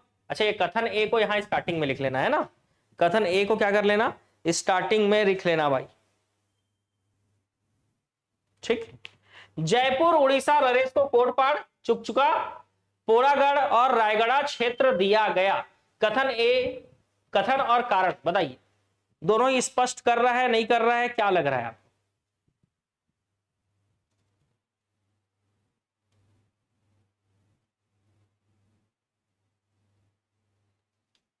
कथन कारण दोनों सही है, ऑप्शन बी। कथन कारण को स्पष्ट भी कर रहा है, बिल्कुल। मराठों के अधीन हो गया था तभी तो इनको ये चीज मिला, रायगढ़ क्षेत्र दिया गया था, तो वो उसी से संबंधित है। भोपालपट्टनम संघर्ष कब हुआ था? तो ये तो बहुत ही आसान है, 1795, ठीक है। भोपालपट्टनम का संघर्ष, ये भी एक आसान क्वेश्चन हो गया आपके लिए कि भोपालपट्टनम का संघर्ष कब हुआ था? 1795, ठीक है, 1795, ठीक है। अन्नम देव ने राजधानी किसको बनाया था भाई? पुरुषोत्तम देव ने, दिक्पाल देव ने, दलपत देव, दलपत देव, दल से दलपुर याद आ जाएगा, जगदलपुर, ये तो बहुत ही आसान था। दिक्पाल देव ने बस्तर, पुरुषोत्तम देव चक्रकोट, अन्नम देव ने मंदोता, ये तो बहुत ही आसान था। 1 2 3 4 डायरेक्ट आपको 1 2 3 4 टिक करना था, डायरेक्ट इसका आंसर आपके सामने हो जाता। चलो अगले क्वेश्चन की ओर चले। प्रफुल्ला कुमारी देवी छत्तीसगढ़ की द्वितीय महिला शासिका थी। गलत हो गया, वो पहली महिला शासिका थी।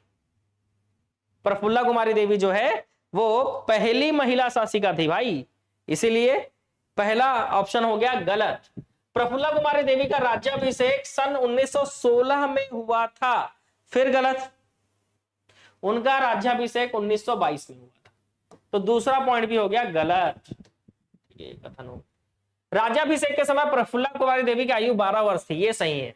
राज्याभिषेक के समय उनकी आयु 12 वर्ष थी, मतलब आंसर क्या आएगा? ऑप्शन डी, पहला और दूसरा दोनों ही क्या है? गलत है, जबकि तीसरा आपका पॉइंट सही है, ठीक है। पहला दूसरा दोनों ही क्या है? गलत है, जबकि तीसरा आपका यहां पे सही है, ऑप्शन डी आएगा, ठीक है। वो पहली महिला शासिका थी, पहली बात तो, और उनका राज्याभिषेक 1922 में हुआ था, 1922, 1922 में हुआ था उनका राज्याभिषेक, ठीक है। चलो भाई आगे बढ़ेंगे, सुमिलित करना है। अन्नम देव, सीधी सी बात है, वो 1324 में आए थे, तो आप डायरेक्ट उसको मिला सकते हो अन्नम देव को 1324 से, उसके बाद मिलाना मुश्किल होगा, लेकिन यहां पर आंसर आप आराम से ले सकते हो। देखो एक भी पता है तो आंसर लेते बन जा रहा है।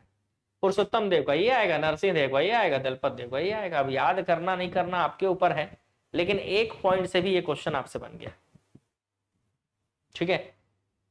हाँ, दंतेश्वरी मंदिर का निर्माण किस शताब्दी में किया गया था? 10वीं शताब्दी, 14वीं शताब्दी, 12वीं शताब्दी या 5वीं शताब्दी? दंतेश्वरी मंदिर, दंतेवाड़ा। जय माता दी, है ना भाई, जय माता दी। कमेंट करो और वीडियो को लाइक भी करो, ठीक है, तब तो हम आगे बढ़ेंगे।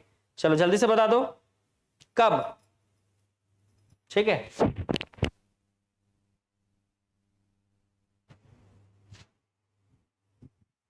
बी, वेरी गुड, 14वीं शताब्दी में, सही है, ऑप्शन बी आएगा। चलो, हलबा विद्रोह, ये तो बहुत ही आसान है, अजमेर सिंह। परलकोट विद्रोह, गेंद सिंह। तारापुर, दलगंजन सिंह। मेरिया विद्रोह, हिड़मा मांझी। 3 4 1 2, कितना आसान हो गया। विद्रोह का ट्रिक जो है बहुत बेहतरीन ट्रिक पढ़ाया हूं भाई, उसको देखना जरूर, ठीक है, विद्रोह का। अगला, 1856 में लिंगागिरी विद्रोह हुआ था, 59 में कोई, 76 में मुड़िया, 10 में भूमकाल। कितना आसान हो गया। इसका कोड भी है, कोई ना, मतलब कोई विद्रोह का नांगुल दोरला हो जाएगा, मुड़ी झाड़े तो मुड़िया का झाड़ा सिरा हो जाएगा, भूमकाल का गुंडा धुर, भूमि के धुर्रा में तो भूमि और धुर से गुंडा धुर, ऐसे करके याद रहता है। और लिंगागिरी तो आप जानते ही हो।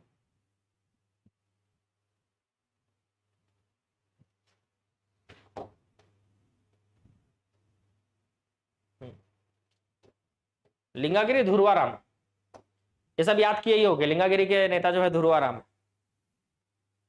ठीक है, चलो अगले प्रश्न की ओर चले। नेक्स्ट क्वेश्चन, चलो भाई, हलबा विद्रोह 1774 से 17 ईस्वी में नेतृत्व करता अजमेर सिंह, बिल्कुल सही। सन 1777 में अजमेर सिंह की मृत्यु हो गई। यह विद्रोह चालुक्य वंश के पतन का कारण बना, ये भी सही है भाई, क्योंकि अजमेर सिंह की मृत्यु के बाद जो है ये दरियादेव वैसे भी आ गए थे किसमें, मराठों के अंडर में, और यही चालुक्य वंश के पतन का कारण था।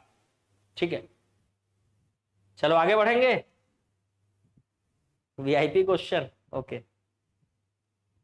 अगला, छत्तीसगढ़ स्थित परलकोट के जमींदार गेंद सिंह को ब्रिटिश शासन के विरुद्ध विद्रोह करने पर निम्नलिखित में से किस तिथि को फांसी दी गई थी? आसान क्वेश्चन है, आराम से बना लोगे।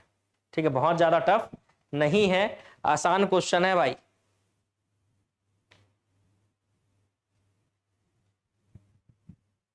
बीस जनवरी 1825, बिल्कुल सही है, ऑप्शन डी। ठीक है, 20 जनवरी 1825। चलो ये मिलाना है भाई। मेरिया विद्रोह के संबंधित है। ठीक है, किससे? मेरिया विद्रोह से संबंधित है। शासक कौन? भूपाल देव। नेतृत्वकर्ता, उद्देश्य नरबली प्रथा के विरोध में। जांचकर्ता है ना, जांचकर्ता मैकफर्सन थे, याद रखना। और ये जाकर कैंपबेल को बताते हैं कि वहां पर आपका बेल उड़ा दिया जाएगा, जाना मत करके बताए। तो इसीलिए सीधा जाना तो वहां को खत्म करना पड़ेगा भाई, इस नरबली को, प्रथा को खत्म करना पड़ेगा, नहीं तो आपका बेल उड़ जाएगा। ये जांचकर्ता मैकफर्सन गए थे, है ना। हुआ क्या था, मेरिया जो है ना उसको कहा जाता है जिसकी बलि दी जाती थी, है ना, और इंसानों की बलि दी जाती थी दंतेवाड़ा दंतेश्वरी मंदिर में। तो अब लोगों का जमावड़ा लगा हुआ था। मैकफर्सन जांच अधिकारी ऐसे पहुंचे और झांक के ऐसे देखे क्या हो रहा है भाई, ये डर गया, आके तुरंत बताया आपका बेल उड़ जाएगा, वहां जाना मत। ये भी डर गया। ठीक है, ये बोला मेरा बेल उड़ जाए उससे पहले उनका बेल उड़ा देता हूं मैं करके बताया। समझ गए? तो ऐसे याद रखना होता है कि कैंप बेल दमन करता है, क्योंकि ये अपना बेल बचा लिया भाई। अगर ये इस प्रथा को नहीं रुकवाता तो कभी इसका बेल उड़ जाता है, बताए। बेल मतलब समझ रहे? ठीक है, तो कहीं इसका बेल ना उड़ जाए इसीलिए दमन करता ये होगा। और नेतृत्व करता कौन आएंगे भाई? हिड़मा मांझी। तो 4 से स्टार्ट होगा, 4, 3, 1, 5 और 2, याद रहेगा। आधुनिक काल भी पढ़ेंगे, ओके। जोश अभी बाकी है, खत्म नहीं होना चाहिए जोश। ठीक है, चलो अगला है कोई विद्रोह के संदर्भ में। कोई विद्रोह के संदर्भ में शासक कौन? तो शासक थे इस समय भैरम देव। नेतृत्वकर्ता नांगुल दोरला। सहयोगी कौन थे? तो राम भोई और जग्गा राजू। उद्देश्य क्या था? साल वृक्ष की कटाई को रोकना। उद्देश्य था साल वृक्ष की कटाई रोकना। नारा क्या था? एक वृक्ष के पीछे एक सिर। तो यहां पर आंसर 1 2 3 नहीं 2 3 4 1 5, मतलब आंसर आ जाएगा ऑप्शन बी। आंसर क्या आ जाएगा? ऑप्शन बी आ जाएगा। चलो नेक्स्ट क्वेश्चन, मुरिया विद्रोह किस वर्ष हुआ था? बहुत ही आसान क्वेश्चन है भाई, जल्दी से बता दो। मुड़िया विद्रोह, मुड़िया विद्रोह के नेता थे झाड़ा सिरहा। ठीक है, यह विद्रोह हुआ था, जो आप टिक मार रहे हो, 1876 में। मुड़िया विद्रोह कब हुआ था भाई? 1876 में हुआ था।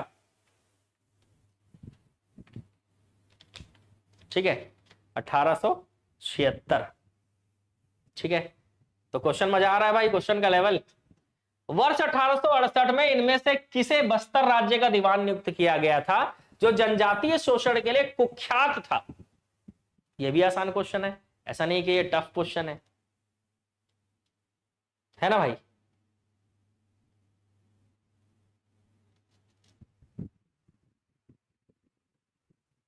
वर्ष 1867 में इनमें से किसे बस्तर राज्य का दीवान नियुक्त किया गया था जो जनजातियों के शोषण के लिए कुख्यात था? आंसर ऑप्शन डी बता रहा हूं, वेरी गुड, गोपीनाथ कपड़दार। ठीक है, गोपीनाथ कपड़दार। चलो सही कथन अगला। भूमकाल विद्रोह फरवरी 1910 ईस्वी में हुआ था। शासक थे रुद्र प्रताप देव,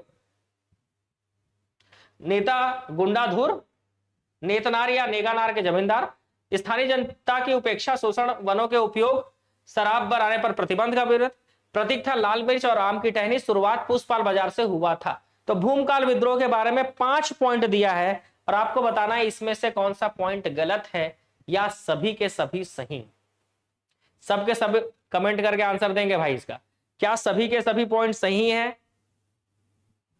या कुछ गलत लग रहा है? अगर कुछ गलत लग रहा है तो बता सकते हो मेरे को।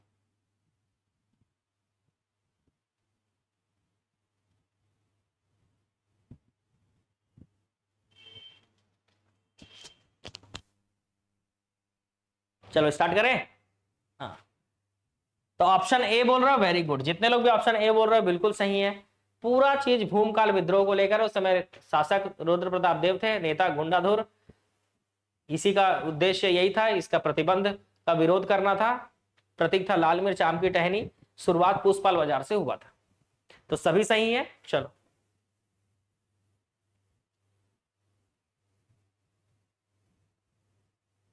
भूमकाल विद्रोह कब हुआ था? तो अभी पढ़े हम भूमकाल विद्रोह 1910। ठीक है, भूमकाल विद्रोह 1910।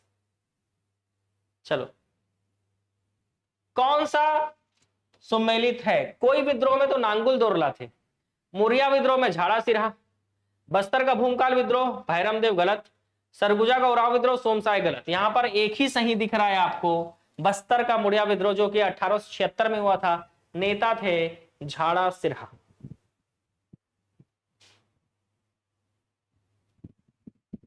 ठीक है,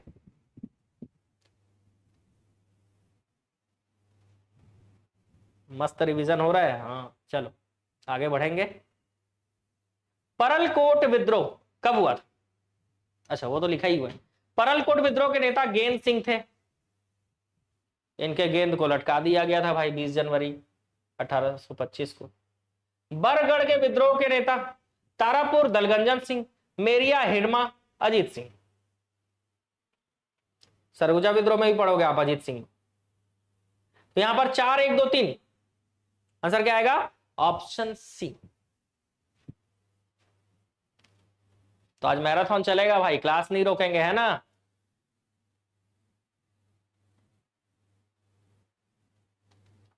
ठीक है, चलो आगे बढ़े।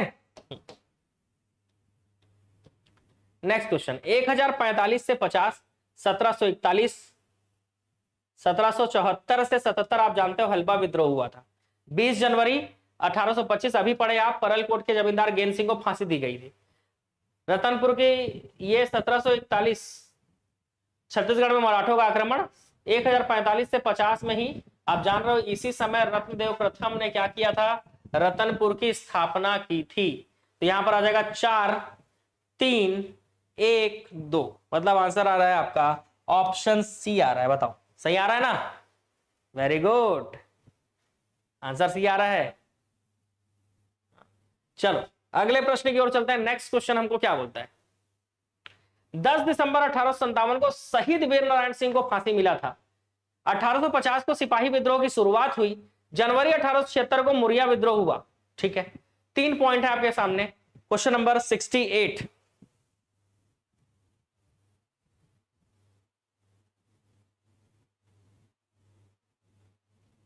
क्वेश्चन नंबर 68, जल्दी जल्दी। ऑप्शन सी गलत और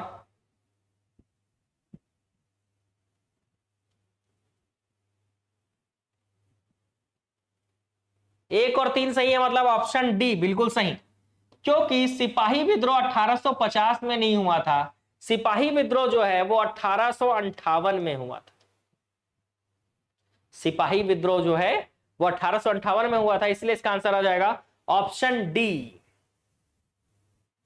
परलकोट के विद्रोह के संदर्भ में कौन सा कथन सही नहीं है? लो भाई, 4 पॉइंट है जिसमें से एक गलत है। इसमें कोई कूट है क्या? नहीं, इसमें कोई भी कूट नहीं है। चलो, कौन सा गलत है?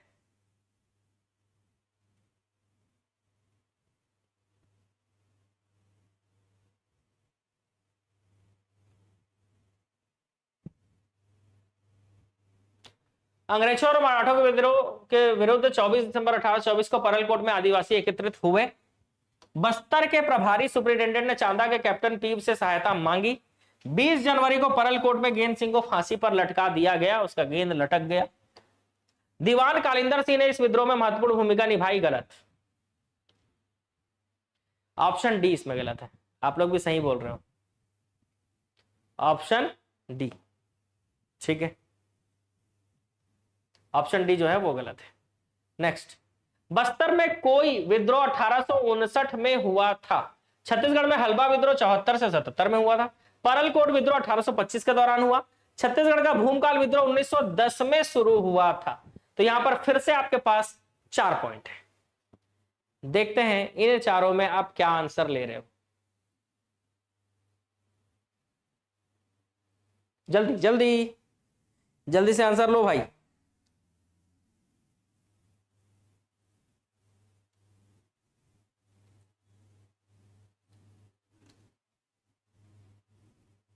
ऑप्शन डी, ओके, बिल्कुल सही है, क्योंकि सारे पॉइंट यहां पे सही है ना। तो जब सारे पॉइंट सही हो जाएंगे तो हमको चारों आंसर लेना पड़ेगा।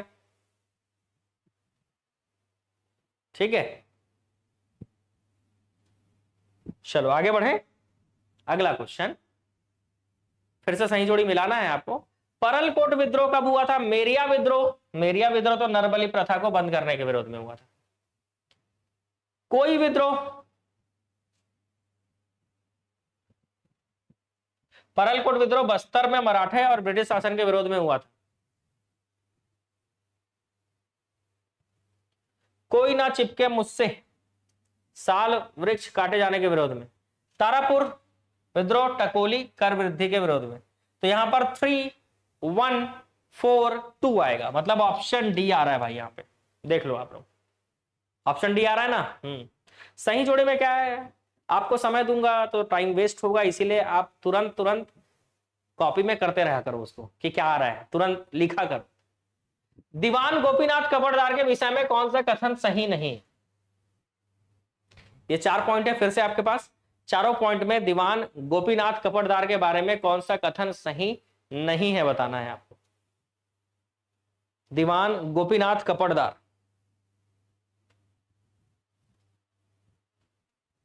1867 में भैरमदेव द्वारा इसे दीवान नियुक्त किया गया था। ठीक है। बस्तर विद्रोह को दबाने में महत्वपूर्ण भूमिका निभाई। गलत। 1876 में बस्तर विद्रोह का प्रमुख कारण यही बना। ठीक है। राजा भैरमदेव ने अपना शासन इसे सौंप दिया था। यह भी सही है। तो कौन सा सही नहीं है? Option B. बी गलत है। ठीक है, ऑप्शन बी जो दिख रहा है वो गलत है।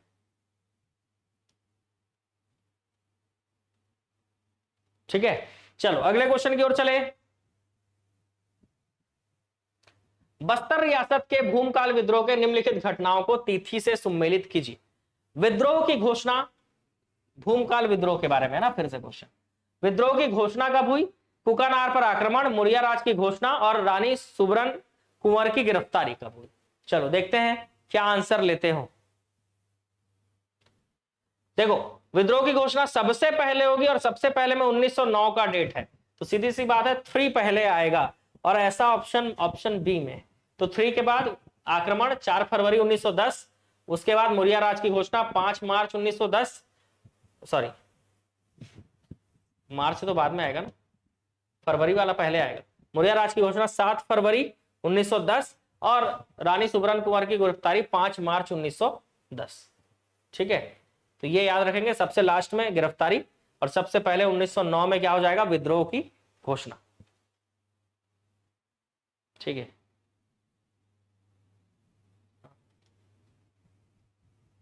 चलो तो इसका आंसर आ जाएगा ऑप्शन बी। आगे बढ़ते हैं। आगे जो है छत्तीसगढ़ का प्राचीन और मध्य, प्राचीन प्लस मध्य जो है वो हो गया है आपका कंप्लीट। और अब पढ़ेंगे हम आधुनिक छत्तीसगढ़ का इतिहास। तो क्या आप सभी तैयार हैं? जल्दी से कमेंट करके बताएंगे और ये वाला इमोजी भेजेंगे कि आप तैयार हैं। यस सर, जल्दी से कमेंट करेंगे yes sir, yes sir comment करो आप तैयार हो आधुनिक छत्तीसगढ़ के इतिहास के लिए।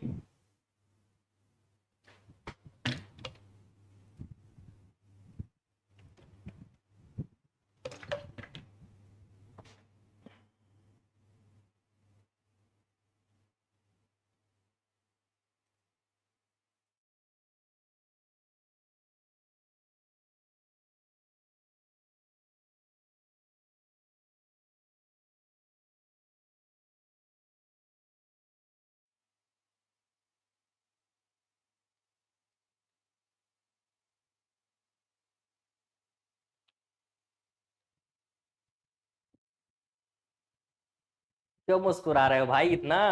हाँ,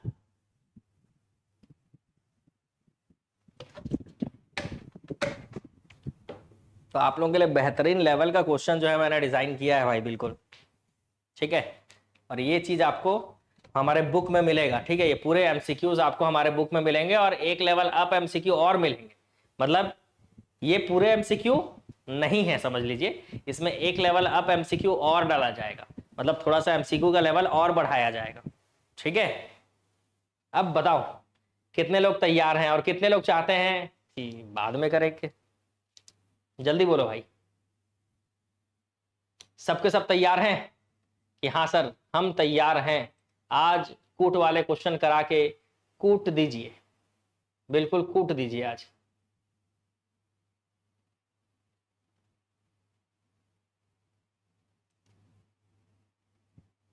कितने लोग बोल रहे हो भाई?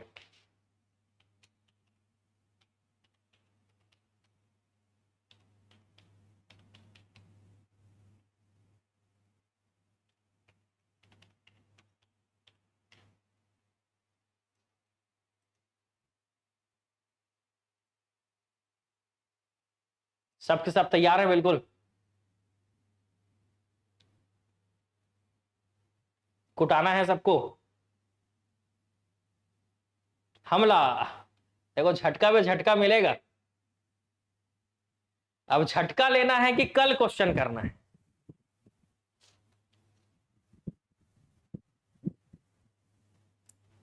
एक काम करते हैं, बताए आधुनिक जो है ना, आधुनिक को क्या है, कुछ जिम्मेदारी मेरे एप्लीकेशन वाले बच्चों के लिए भी होता है। तो आधुनिक का एमसीक्यू जितने भी एप्लीकेशन वाले हो बताओ, आधुनिक का एमसीक्यू एप्लीकेशन में करा दूं बस? तभी तो ये यूट्यूब वाले एप्लीकेशन में ज्वाइन करेंगे सीजी व्यापम का ऑब्जेक्टिव कोर्स को। क्या बोलते हो?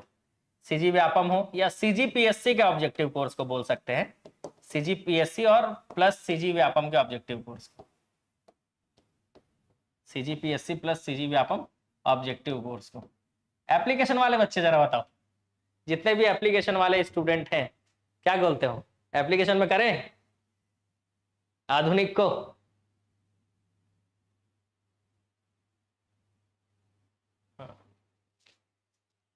हाँ देखो एप्लीकेशन वाले बच्चों का मैसेज आ गया। हाँ सर इसको बस एप्लीकेशन में करा दीजिए आधुनिक को, क्योंकि असली मामला तो आधुनिक के तरफ है कि नहीं बताओ? और आज के क्लास में तो मजा ही आ गया होगा।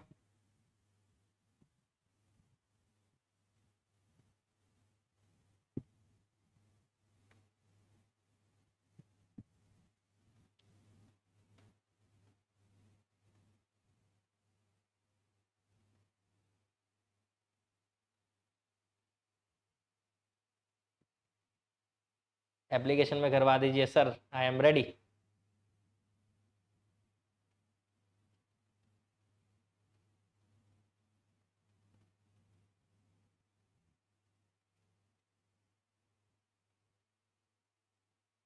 एमसीक्यू के लिए आपको ऑब्जेक्टिव कोर्स ज्वाइन करना पड़ेगा। अगर आपको एमसीक्यू की क्लासेस और उसका पीडीएफ चाहिए तो ये ऑब्जेक्टिव कोर्स आपको ज्वाइन करना पड़ेगा और उसी में मिलेगा। पीडीएफ आप जानते हो एमसीक्यू सीरीज में मिलता है।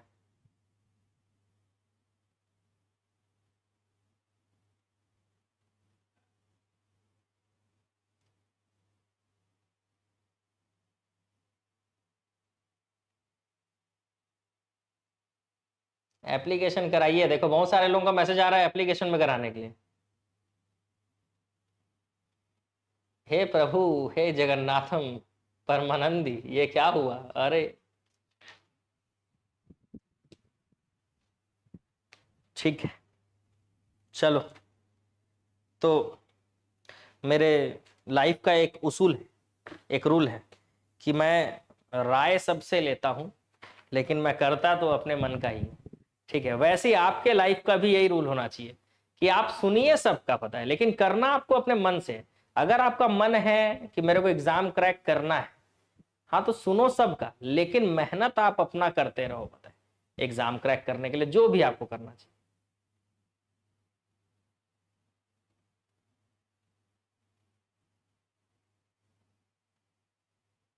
ठीक है, तो जल्दी जल्दी से कमेंट करके बता दो भाई क्या करना है आगे। ठीक है, यूट्यूब में करना है आधुनिक छत्तीसगढ़ के इतिहास का, लगभग 200 क्वेश्चन होंगे, और या तो फिर एप्लीकेशन में। चलो देखते हैं कितने लोगों का कमेंट आता है। ठीक है, हाँ, जय माता दी।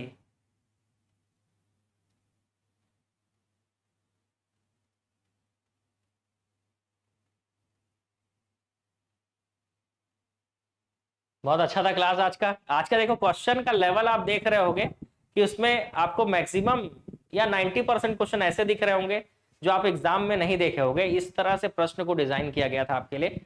बहुत सारे क्वेश्चन आपके जो है गलत भी हुए हैं आज, लेकिन कोई दिक्कत नहीं है, बताए इस क्लास से आपको बहुत कुछ सीखने को मिला होगा। ठीक है, बहुत कुछ सीखने को मिला होगा, और संघर्ष से ही सफलता है, आप जानते हो। तो सीधी सी बात है, संघर्ष करोगे सफलता जरूर मिलेगी, बताए। तो मेहनत आप करते रहो, ठीक है, जब तक आप सफल ना हो जाओ। ठीक है, कई लोग पूछते हैं कि सर मेहनत कब तक करें हम करके, तो जब तक आप सफल ना हो जाओ तब तक आप मेहनत करते रहो। ठीक है,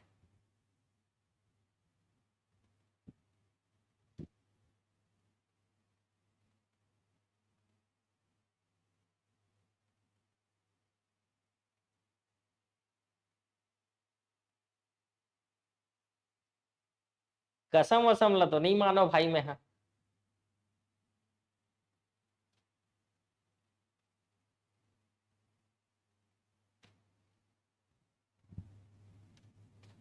हम्म,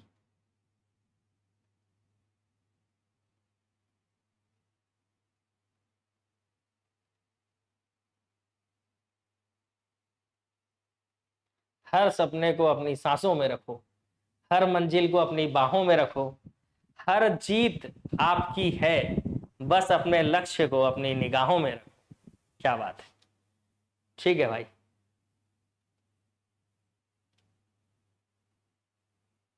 तो जय माता दी, जय हिंद। आज के सेशन को यहीं पर एंड करते हैं, और नेक्स्ट क्लास आधुनिक का पूरा मिलेगा आपको एप्लीकेशन में। ठीक है, तो एप्लीकेशन में आपको इसका नेक्स्ट क्लास मिल जाएगा, तो मिलते हैं एप्लीकेशन में। ठीक है भाई, तो सबके सब जय हिंद कमेंट करके जाएंगे।